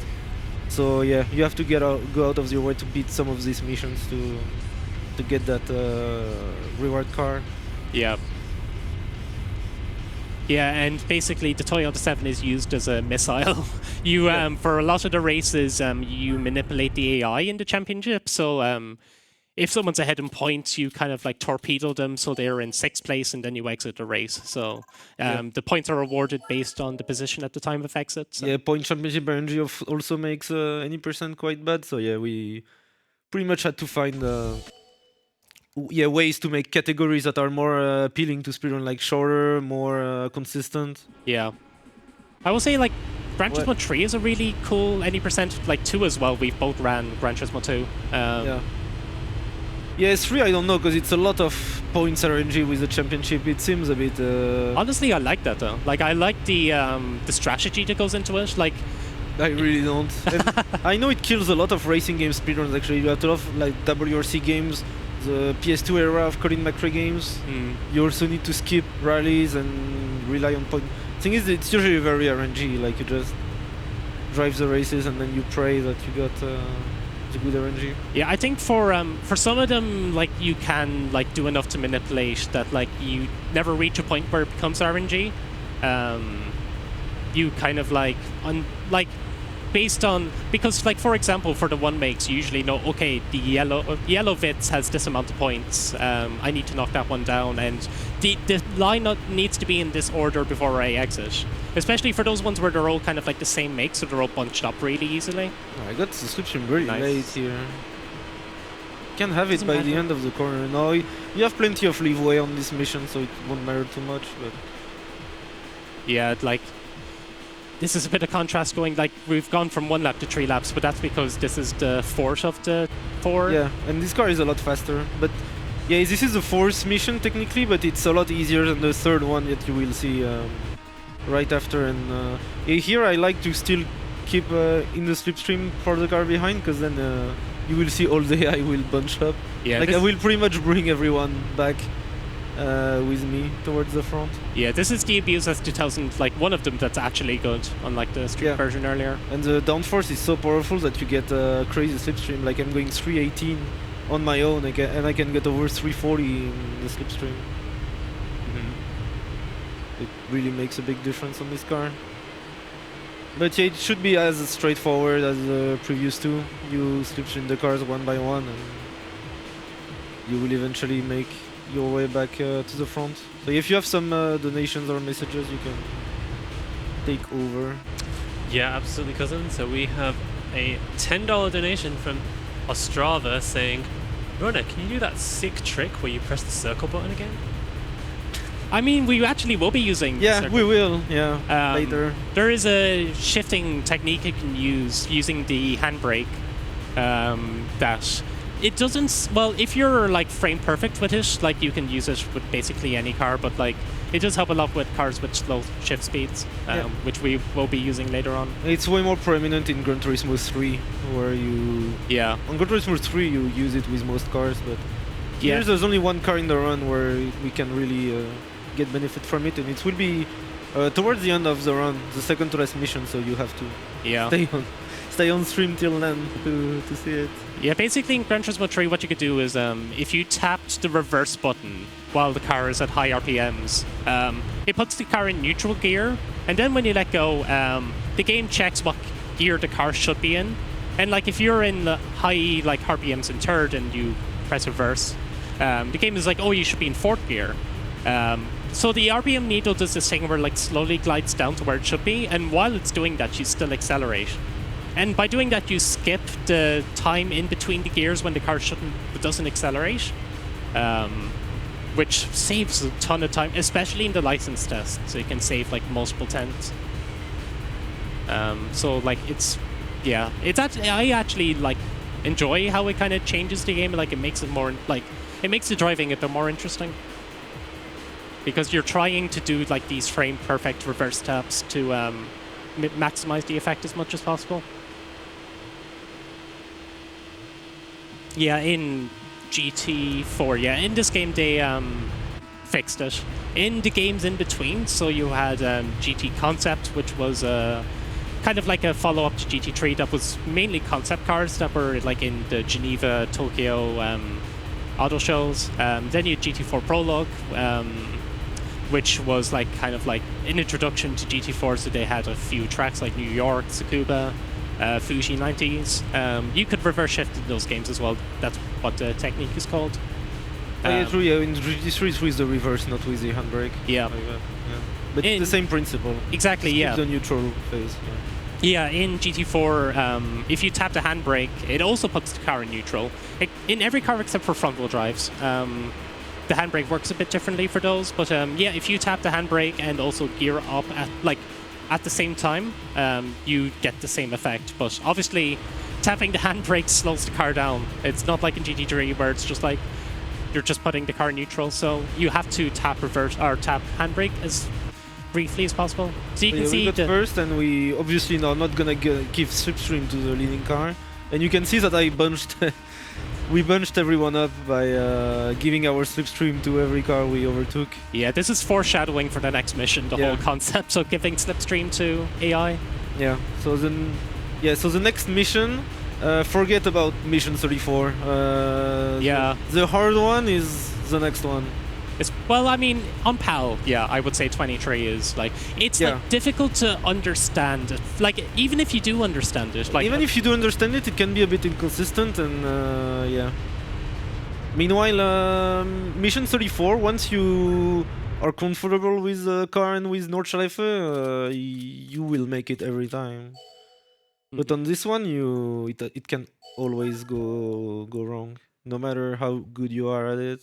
Yeah, that is interesting. I've never noticed that the Cube one pays more than the... So that was 10,000. Wasn't the Cube one 12,500? Yeah, the first two were 7.5k. I wonder how that happened. Okay, here we go. So there we go. So if you play this game casually, you might remember this one. It's really difficult because the difference between the other one is that you have this dot on the left. You have a yellow skyline that is 10 seconds in the lead, or a bit more even, but you catch up a bit more in the first lap than in the other two. This is actually a really fitting song that is like a million miles away. This is like a super like kind of it's the minable one I was talking about earlier. So we will have to work with our opponents right there to catch up to the leading car. Yeah. So we will have to give them Slipstream so that they overtake us back and then benefit again from their Slipstream. Because if we were just pulling away on our own, we wouldn't be able to catch up to the leading car. Yeah, far from it actually. The trouble is you need to create as much distance as possible while still giving them Slipstream because you need them to like slingshot past you with enough speed. So. And they are not the brightest, so... yeah, they can like kind of bunch up in different ways. Yeah, they can slow down, hold up each other, and then it kills all the momentum with the Slipstream. Yeah, you typically want to give the Slipstream to one or two, and that will help the others catch up as well. Okay, so... I think I should actually go to bumper cam to have rear view mirror, or when I try to cut back, because I will also appreciate a push from the cars further behind. I will slow down a bit to help him catch up. You need to get out of their way, otherwise they will either slow down or run into the back of you. I would appreciate a bump from that guy. Nice. Thank you very much. There's a debate whether you use 6th or 5th. 6th is faster for the car, but the thing is you pull ahead a bit much and it can backfire. So what I usually do is that I stick to 5th gear, and it's only towards the end where I need actually to get back to the lead. On the last Slipstream I will use 6th. Okay, so they are not dropping too far behind, which is good. But this is pretty tight, because if I get a really bad Slipstream on one of this stretch, it can really put me on the back foot. This looks good. Okay, so the gap is as it should be, 6.7.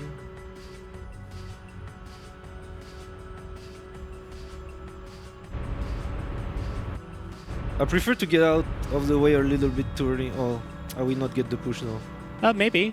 Yeah, from this guy? Nice. Yeah, great. This is looking good. Yeah, this is pretty good. When you get like near 280, like 78, 280, that's pretty good usually.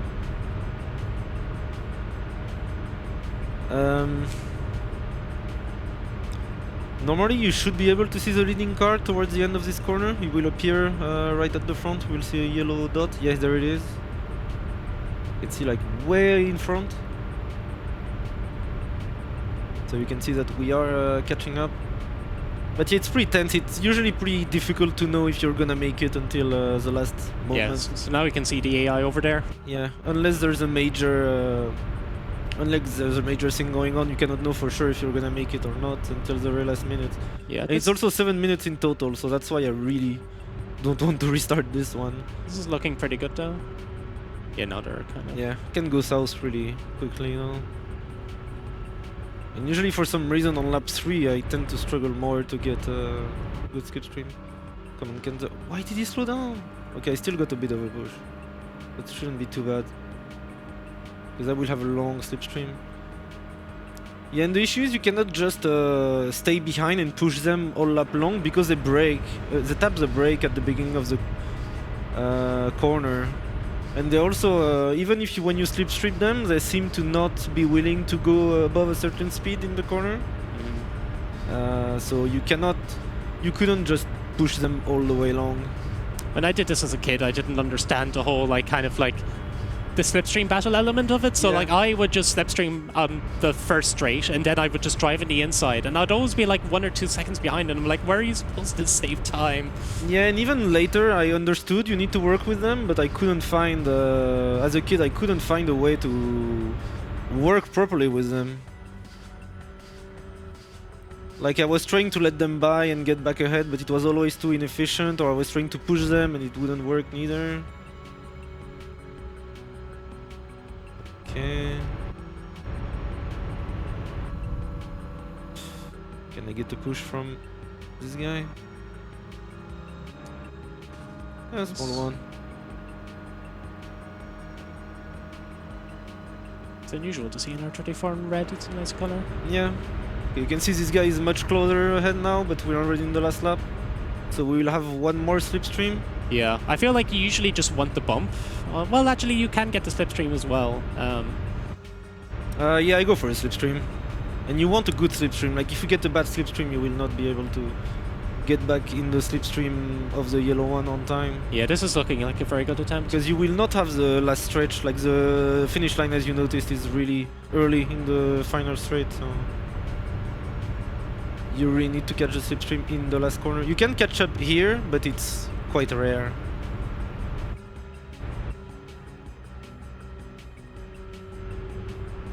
Come on, guys.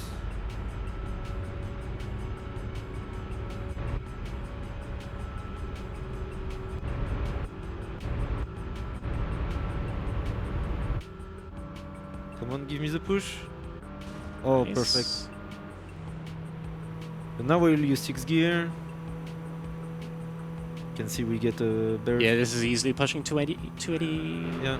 Okay, yeah, and if you. This is looking pretty good. We're not in slipstream yet.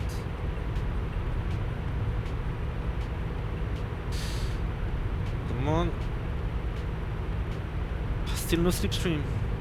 Should have it any moment now. Oh, There there we we go, go. That should be early enough. Yeah. Yeah, this Yeah, is that always will be it.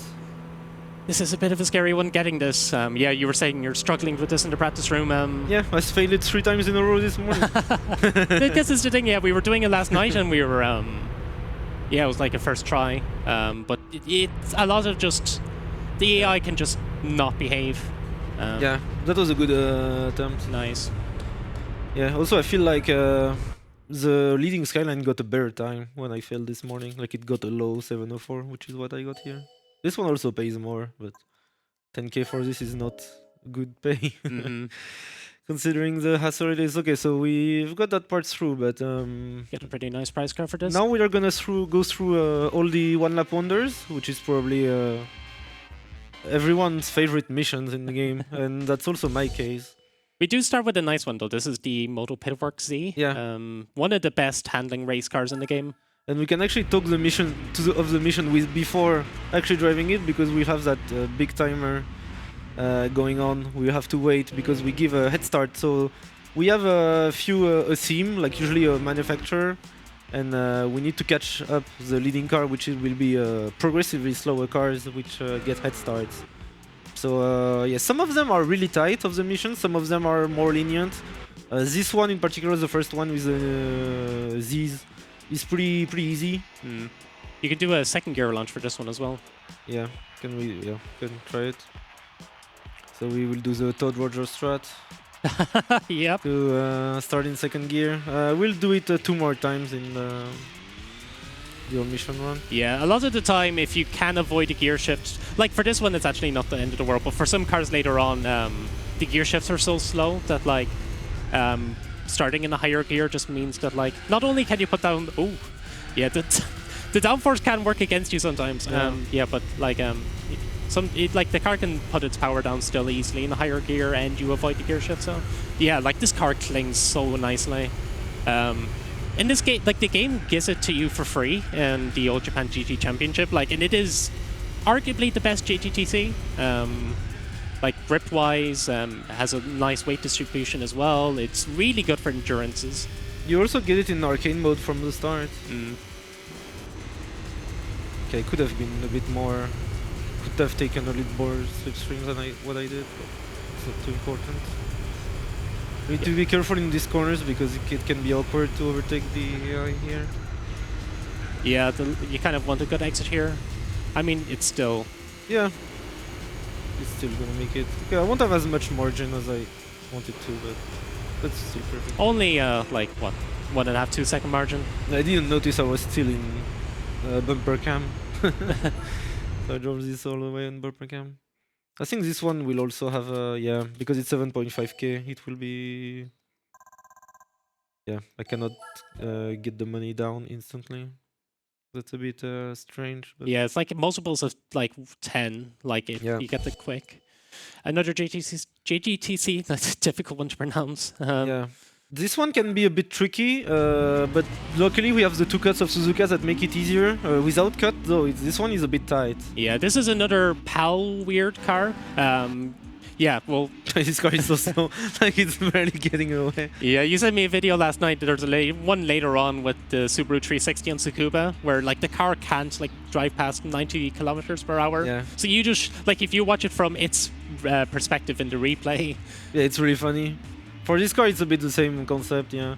So that's why we have to give it so much of a lean way, because our car is super powerful. Yeah. This car can be a bit unstable, though. Oh, yeah, I was going to say on PAL especially. Yeah, so with the cuts make this to have some margin, but I will still go a bit careful, and normally I don't even win this with that big of a margin as a result. And, yeah. So earlier I mentioned that the GTTC GT500s have their downforce maxed out, so typically they come on 20 front and 40 rear, but if you go into the settings you can increase it to 50 front and 70 rear.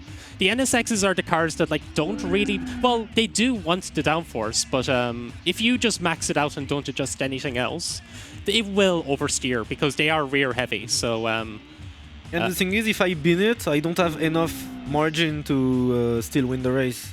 So like if I send myself off sliding or something like that, like in 130R or something like that, I would have very most likely to redo the mission. And given how long it is, I think like if I bin it too hard, I will just restart instantly and not even try, because I usually like get like 2-3 seconds at most of leeway. This is also like like I said, PAL weirdness. So if you pay attention to like, okay, well the TCS and the car sounds like it has something stuck in its throat, and you can see the RPM needle is just like vibrating. Yeah, this car doesn't like drives pretty well on NTSC, like with the 60 FPS physics, but on PAL, like this car is very unwell. Yeah. Like it is a nice car, like it is good grip. And like if you use it for like low-powered endurances, like you can put sports tires in these cars and use them in like sports tire endurances, and like these are actually quite optimal choices for those. But yeah, this is a very strange case. Yeah, that could explain that this car is sponsored by Takata, because this brand is going through issues of their own recently with the airbags. So yeah, I guess we have the same quality in the car, which is why it doesn't drive very well for a JGTC car. Yeah, like you kind of like they do shine once you kind of go in and bash some sliders. Yeah. But, Also doesn't help that we catch up some of these cars in really weird spots. This is fine, but especially if you don't cut, you usually catch it in the braking zone here. Sometimes at the exit here, the AI moves back and forth from right to left, so it can be a bit tricky to know which side to overtake them. And the Civic as well, you can, if we catch it like in 130R, it can be a bit. yeah, this is a little awkward. Like you can't really get the Yeah. full track wet here, but So I take it easy. I slow down too much here, but I don't want to bin it in 130R and have to restart the race. Yeah, I think yesterday in in practice you got like a weird. Oops, sorry. You got a weird kind of approach there. This is Yeah. looking very comfortable. Yeah. Yeah, that's really comfortable. That was really safe and smooth, thankfully. Okay, so that's another mission where it can go wrong out of the way. But as you can see, 2.6 seconds of margin. That means if I binned it in the grass or something like that, I wouldn't have been able. Okay, so again, we have to go through the cringe money going out. Because 7.5k. I think the later one are 10k as well on this one. Even Yeah. the 34 is 50k even. So this is, in your opinion, the easiest of the one Yeah. metrics. And by far, you can win this by like 8 seconds. Probably even more than that if you really try hard the ILs. Yeah, this is one of the GTC GT300s, which Yeah. isn't as good. Like they have less power, less downforce, Yeah, it's narrower a lower tires. class of JGTC. Yeah, like it's unfortunate that the GT300s never really had much of a purpose in these games. Yeah, because Uh, even the Gran Turismo 2 has a GT300 championship, but you can just Yeah, they had like 500 horsepower, like around 450. Like they were just really buffed in those games. But then yeah, because the GT500 had 700 in this game. But yeah, but I think the championship could still enter with the GT500. this is the 2005 Fuji layout, which Yeah. is quite rare in this game. Like we kind of speculate that it was introduced late on. and- Yeah, because it was built the same year the game came out, so I guess they added it last minute. And as you can see, they forgot to add the 150, like the braking markers here. Meanwhile, they are on the earlier Fuji we did, which was Fuji 80s. Yeah, there's a license test here. I think there's an All Japan GT Championship race here. There's like another race later on, but like it doesn't like they generally use the 80s and 90s layouts for most Yeah. races. So this one has more runoff, but the layout is a bit different. And yeah, this layout hosted 2 F1 races in 2007, 2008. And of course Fuji also came in the 70s, but it was quite a different layout, closer to what you saw in the Fuji 80s on the Nissan Z1. Yeah, this is a very difficult track to like figure out the optimal lines for because like the roads are like newly paved. Yeah. So like you can't really rely on like tire tracks to like judge what the lines are. Yeah, and it's super wide with corner combinations. Oops. Okay. Yeah, it's Not optimal to cut this, but I was a bit too wide. So. yeah. A lot of people playing this game casually probably have fond memories of cutting the Fuji 90s chicane. Yeah, Unfortunately, I do. I don't think it appears at all during the missions. No, during the mission we don't play Yeah. Fuji 90s. Earlier it was the 80s layout. Yeah. But yeah, as you can see, the leading car is already there, and there's a very long stretch left to. Yeah, this final corner is like so strange to find a line. At least you can just run off. Yeah. Like, But yeah, as you can see, we are already in the lead, so it's by far the easiest of the one lap wonder. It's not even a question about it, and this car is really easy to drive as well. It's not that fast in a straight line, plus it has insane amount of grip. So. yeah, it's only on super hards, I think, but like, yeah, it doesn't Yeah. need the extra grip really. Yeah. And you can see we become pretty rich just by driving this mission, because this is pretty much a save file where nothing is completed except international air license. Yeah. I didn't do anything else on this save file. And you also got some like. So we decent just had price the cars. base. So we just had the basic 10k you start the game with, and yeah, by the end of the run we'll be quite richer. Okay, this one can be a bit tricky. Yeah, we're in another prototype. Yeah, It's it's a also a Todd Rogers mission. We will also be starting in second gear. Also quite a long wait, 50 seconds, even though the track is really short on this car. It's like 115 lap. Yeah. generally there isn't much to talk about. Just that like some of the overtake opportunities are a bit weird. Like, yeah, you catch up. Yeah, you catch up the opponents in really strange spots, especially that RX-7. Here's the GT300 RX-7 that start ahead of us. We catch him up usually in that left kink. We caught up the Oreca too earlier in the run, so it can be a bit weird. The last corner as well, we catch up the RX-8 and the Savannah RX-7. So yeah, this one can go south quite quickly as well. I need to avoid binning it in corkscrew, which can happen. Second gear start will help. Yeah, it's Give us surprising. an extra few tenths of leeway though. Yeah, generally, like, this game likes it when you have long, like, early gears. A lot of the setups, like, I tend to make myself, tend to have, infamously at this point, tend to have, like, quite long early gears, but that just, it makes it so much easier to put the power down, like, especially for cars, like, with as much torque as this. Like, even this is one of the less powerful prototypes. But even then, like, yeah, like, it's faster to launch in second than first. And even though, it goes up to, like, 130 kilometers per hour. Yeah, it's I will catch up after the corner. I think. Yeah, that's. Oh my god. Yeah, okay. this is fine. Yeah. Like it. Oh, Is this still winnable? I think it is. Yeah. Yeah, I think it is as well. But it's gonna be tight. Yeah, just overtake. Yeah, this is the thing. If you make a mistake, it changes where you overtake later on. Yeah, especially for this one, it makes it a bit weird. I think this will be tight. This will be really tight. Not sure if I will make it. No, I think this is still fine.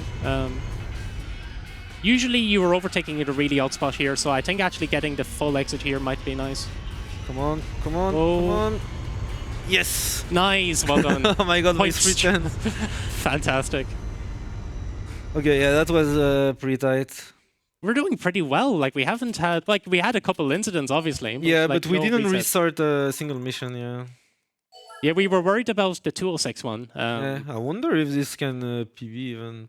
Probably not with the mistake that happened, but anyway, even if I do, it wouldn't count because we are not showing the frame rate. So the C1 Corvette in the lead is another one of those cars I mentioned that has the bugged grip, like the Buick Special earlier. Not that it really matters for this one. It's quite an easy one. Yeah, the car is pretty cool to drive as well, and I really like this track. The main difficulty is that in the last sector, is this fast left-right sections, it can be a bit awkward to overtake those much slower cars. Yeah. And the AI as well takes lines that like use the entire track width, cut across the track and stuff. So it's unfortunate a lot of these US race cars got a bit screwed over by car stats because I mentioned earlier that the GT500 JTTCs can get 50 front and 70 rear downforce. These US race cars, so this Corvette C5R, the Dodge Viper, they can only get 38 front and 53 rear. So there's, for whatever reason, a strong Japanese bias when it comes to the race cars in this game. and yeah, as it should, in my opinion. Like yeah, like I have heard people say that like no, like JTCC back then was insane. Like the regulations just allowed for like scary cars to be built. And yeah, even though you have some leeway for this one, you still don't have enough to afford the penalty. So need to be careful when catching these cars. Also, it's quite easy to underdrive this car as it has a lot of grip. So Yeah, it's this also one of those cars you need to push more than instinctively you would like to. So thankfully for these one lap magics, they usually give you the stock tire compound, whatever the car comes with. So this is racing mediums. If it was a road car, it usually comes with sports mediums. Yeah, it's not like the earlier ones where you were just on like the comfort tires. They were generally quite generous with these ones, except for the two where the car stats do not line up with what the car actually does. yeah, we still haven't driven those two. Yeah, we forgot to mention earlier with the R34 mission, obviously it was so involved that we didn't really get a chance, but the R34 Skyline normally has around 300 horsepower, a bit over that. There was a gentleman's rule. So if you've ever played this game and you've wondered why the game says 276 horsepower, but then you go into the garage afterwards and it says like 300, that's because cars could not be advertised over 280 PS in Japan. They just the manufacturers agreed that like if you built a sports car, you advertised it at 280 PS, which converts into 276 horsepower. But for whatever reason, for the R34 mission 23, they changed the torque modifier, which means that it just has less power than the dealership R34. Yeah, but it's the case also with the AI cars, so it doesn't make much of a difference. So this is a car that the any percent run uses because it's surprisingly versatile. You can just put sports stars onto it and do most of the beginner professional events.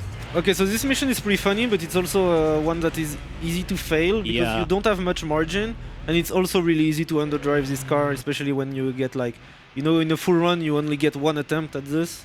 Once you're used to the car, it's pretty easy mission, but it's very easy to get it in one attempt. It can be like it's easy to go a bit too careful and lose by just a few times. Yeah, but it's really short, so you have less time to make up a difference to what the game intended you to do. Yeah. This car is very easy to just oversteer out on exit. It does, like, it's actually pretty, like, it's one of the best rally cars in the game, but as I mentioned earlier, like, the rally cars generally are just quite weak in this game. So, like, yeah, you can just feel it just kind of unwilling to rotate a little bit. And also the cars ahead have, like, almost equal power to you, so they can be a bit of a pain to overtake, especially the first two Subarus. Mm-hmm. I mean, it's all Subarus, but like the two Impreza. I would actually say this is probably one of the best designed missions. Yeah. Like, in terms of just, like, all of the overtakes are in interesting kind of, like, tricky It's also spots. what makes it tight. I think it's because the track is shorter, that it's better calculated. Yeah, you can see you kind of had to lift off the throttle over there to kind of get the exit. It's a little bit of a stubborn car. But it doesn't really matter much anyway because, like, you're kind of limited by your exit on this one here because the AI just blocks you. Yeah. Come on, get out of the way. And normally I need to be sending that black legacy in the... Yeah, it's looking good. Yeah, I think we're on... You can kind of use it to help you rotate as well. Yeah, I think we are on pace to catch 360. Yeah. I think this is fine if I don't mess up the last corner.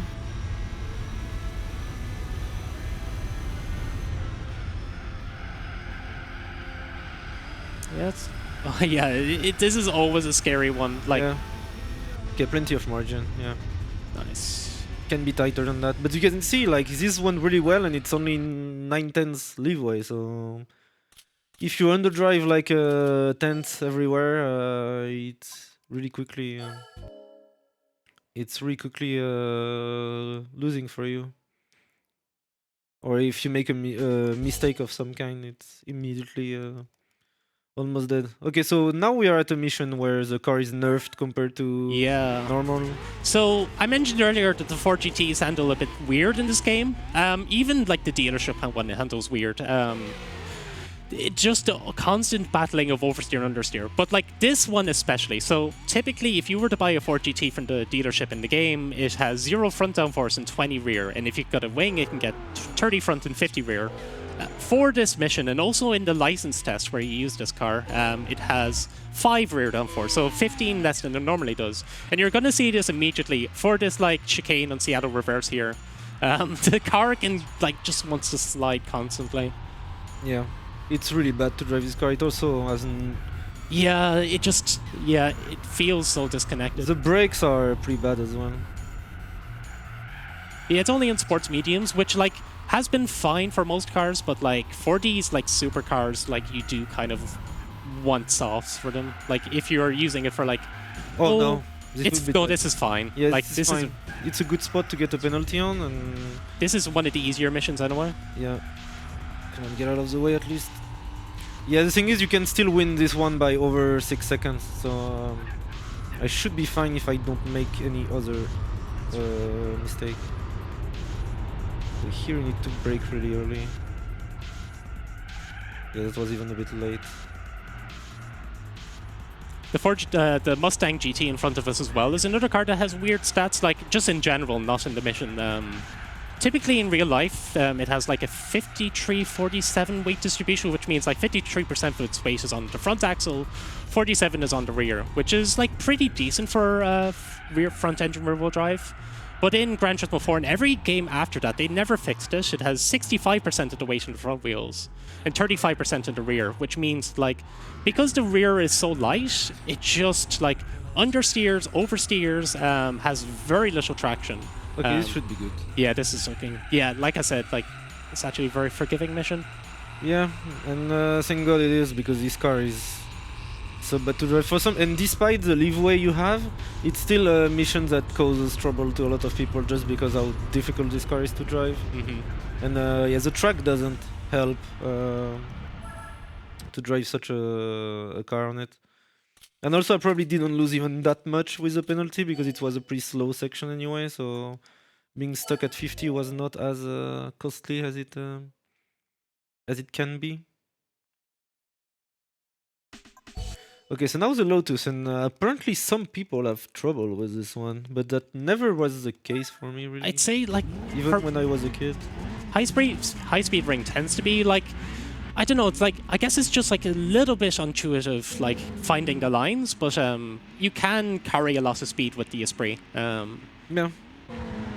This is one of the surprisingly pretty fast. Yeah, a lot of off-throttle rotation. It's quite rear heavy. It's funny that the Carlson starts before the Elise. Yeah. The Carlson has like, well, it's supposed to have around 380 horsepower. I guess it does. Yeah, like if you were to buy one used, you have to change the oil, which gives like a power boost. But I guess if you were to get one stock, it'd be around 380 horsepower. But like the Elise is like half that power, but it's also like less than half the weight, I'm pretty sure.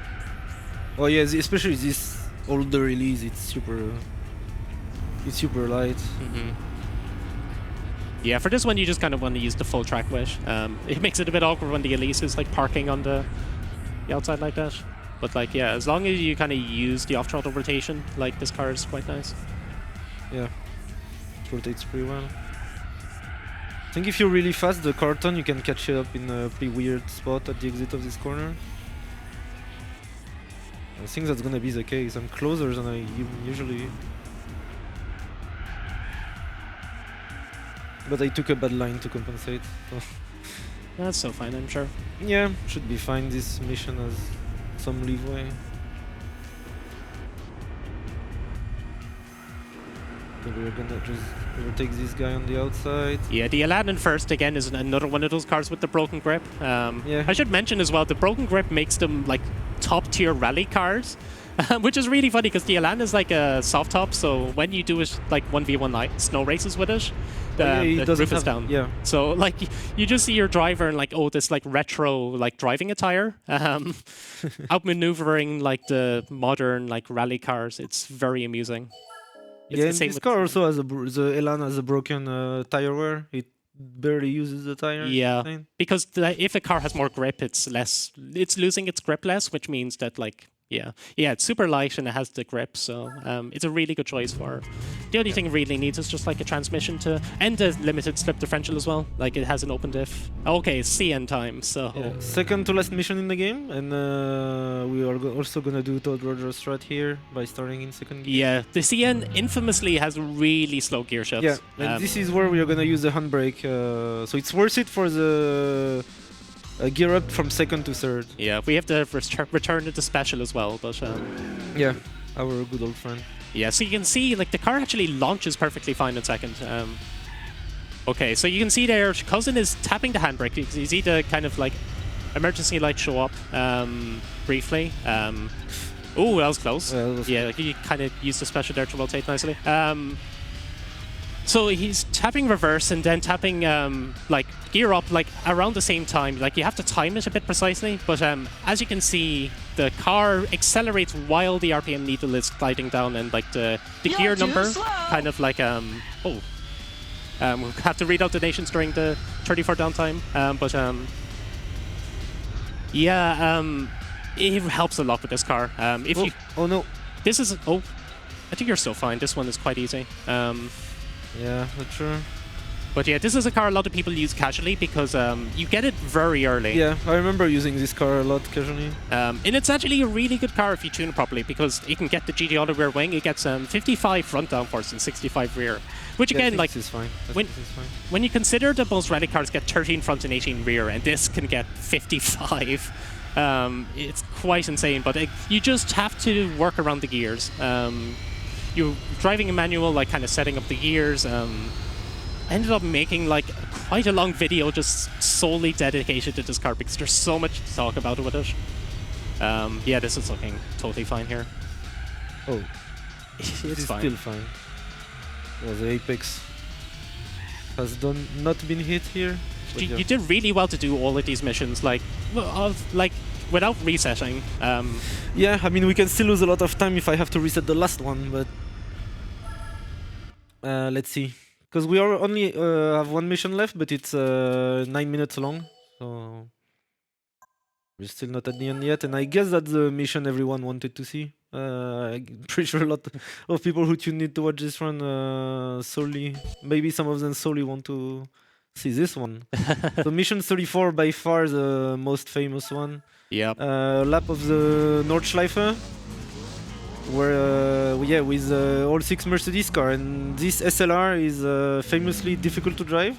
It's also nerfed compared to the dealership version. It has a lot less downforce. Yeah. Do you want to read out donations while you have the chance?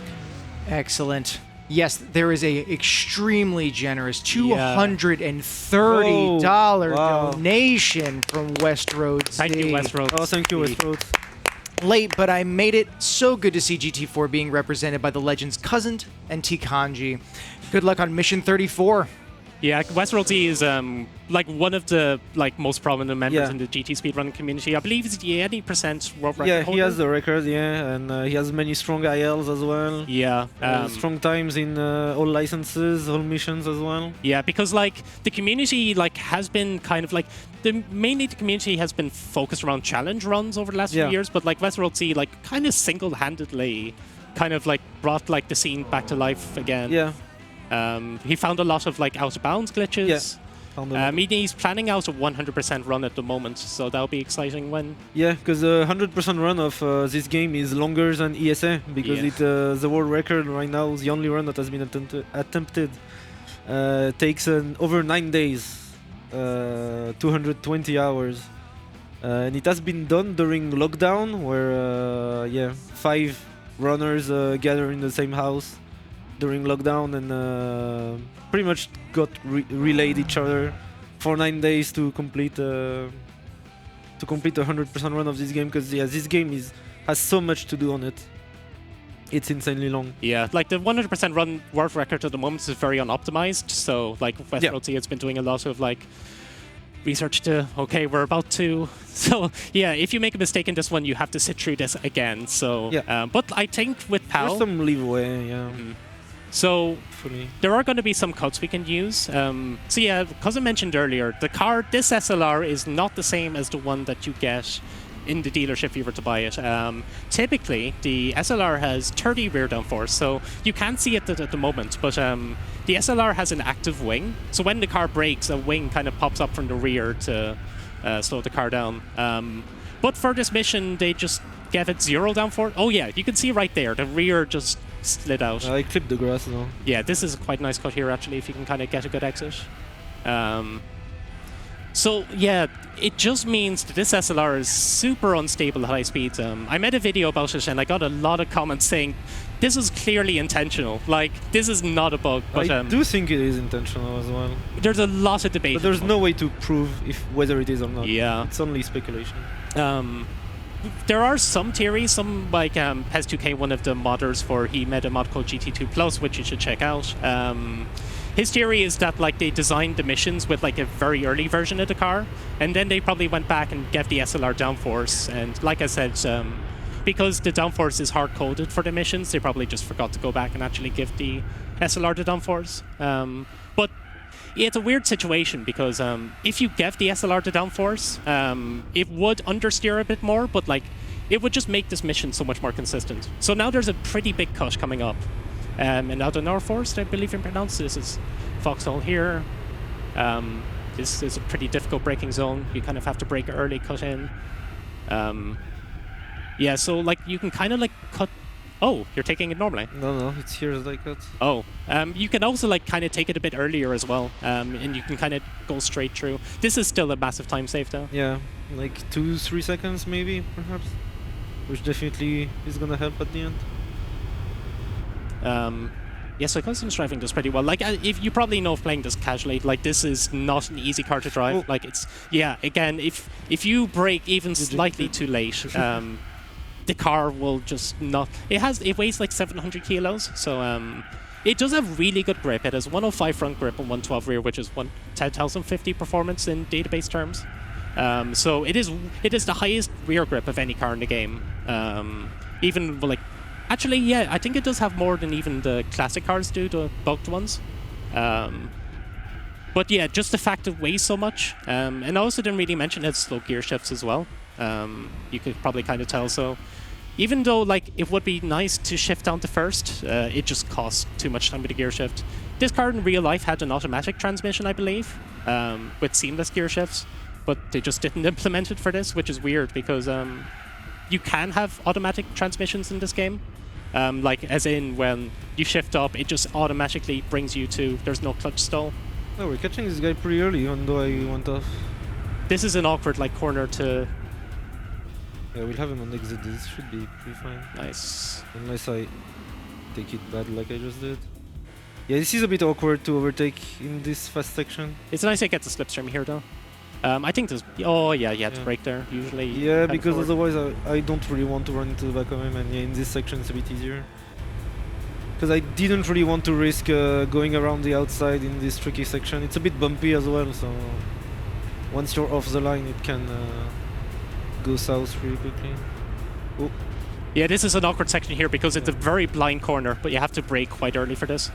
Yeah, I take it safe here because I don't need to risk this corner, and it's really tricky with this car. And yeah, we're coming up to the carousel, but sorry for the carousel lovers because there is a faster line than just taking the carousel. Yeah, just to kind of give context for how much easier PAL is. On NTSC, you would usually be overtaking the first car around here. We already overtook it like a massive section of the track earlier. Yeah, so this is already like... Oh, that's gonna be awkward. Oh, yeah. Yeah, like I think you're around this area in practice. Oh, no. Oh, yeah, this is the lack of rear downforce in play. Yeah, and I touched the grass. This is still easily doable. Yeah, I should still be able to make it. Yeah, like a mistake like that in NTSC, like... Oh yeah, it would be dead. For sure. This is still gonna be a bit tight, I think. Like I'm not in safe territory. Yeah, like it is. Like these are just awkward. We're coming up to YouTube corner now in the moment, and yeah, usually around YouTube corner, like the one corner that tends to be used a lot for compilations. Oh yeah. The next one as well. That tends to be where you overtake that car on the TSA. I think this one is more of a YouTube corner. The one coming up right here. Yeah. This is the proper YouTube corner. Oh yeah, the gravel here can be committed legal. YouTube moment. Yeah. Clip this, boys. Okay, this might be a bit tight now. No, I think you're honestly fine. As long as you don't make any major mistakes. This is an awkward section as well because the car goes airborne, so you have to brake a bit early. Yeah, I take it safe here usually. And this section up here is quite difficult as well because if the car's weight is unsettled, the car just spins out. So you have to keep it quite... Yo! Oh! Okay, you're still fine. Like, this is still but I recoverable. Go back on the road. Yeah, because on the grass you really have no grip. Yeah, again, like, the lack of downforce makes this so, like, temperamental. That's actually gonna be really tight. I still think you're fine. I never catch it this late, this car. This is usually around when you take the car in NTSC, so, like, these margins look very comfortable to me. Yeah, like you have the entire of the final straight to catch up, so... Yeah, but that means I will catch them up in the last chicane, which is a bit tricky to navigate, so when you have traffic... Yeah, let's see. Yeah, like only you one kind way of... to find out. you've kind of just seen, even with the cuts, like small mistakes add up on this one. I think I can still restart once and make it underestimate, but we immediately make it tight. No, this was a great run, honestly. This was really impressive. Yeah, until now. Like you made, like again, like I said this during the dirt run, and I'm saying this again now. Be awkward, I think. No, okay, no, you're fine. On the right side, I'd say. Oh well, actually, no, I think you have enough buffer to correct. Yeah, this is an awkward. Slow down a bit to make sure I don't. Lovely. Okay, nice. Okay, yeah. From this point onwards, like unless you make a. Okay, I'm surprised I overtaking this early despite making so many mistakes.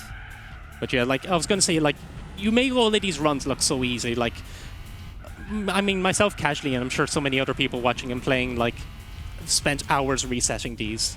And there we go, time. Sorry if I forgot to warn you. Great run. Thank you very much. Yeah. So yeah, that was Gran Turismo 4 on mission. Thank you for coming. You decided very late. Yeah, you come. Yeah, because I was like messaging you, like, oh yeah, if you have any, like, if you want any trivia or anything, you were like, oh, I don't have a co-commentator. Like, and yeah, I'm really happy that you made it because you're probably the most knowledgeable person about this game. So. Well, I'm still learning new stuff every day. I mean, I'm always like researching new things to talk about because like there's so much. Once you dive into data, like there's a database called SpecDB, which is quite accessible. You can just look through that for days. Like there was so much like I was researching for this run, and that was how I found out about like the SLR and the Ford GT having the kind of misconfigured stats. So yeah, we're gonna win in Nissan R89C, which is a Group C car. Would be better than the Toyota 7 for the last race in any percent, but yeah, as you can see, this mission is so long to complete that it wouldn't be worth it. But yeah, thank you very much, ESF, for having me and to give me the opportunity to showcase this run. I'm glad it went really well. I really wasn't expecting to not reset any of those missions during this run. It's only the second run I get where I don't reset anything. The other one is my PB. So yeah. Yeah, that was really impressive. Congrats. I'm really happy with that. So yeah, shout out to Gran Turismo speedrun community. Yeah, thanks again, Westroads for the and Westroads for the massive donation. And I saw one there from Mr. Xpass as well. Very prominent Gran Turismo 4 content creator. Sorry, didn't get to read it out. Yeah, great content. A lot of great Gran Turismo 4 content creators at the moment. Really pushing the limits of the game. Yep. So yeah, have a good rest of your marathon. And yeah, see you. Thank you. Well, congratulations on an excellent run. We're going to take a little bit of an extended break. Cousin, you went a little too fast. The Twitch has asked us to slow down a bit. So we're going to have to restart the stream. So viewers at home, don't worry. You might see the stream drop out. You might have to refresh. Don't worry. We'll be right back with more incredible speedrun content. Please stay tuned.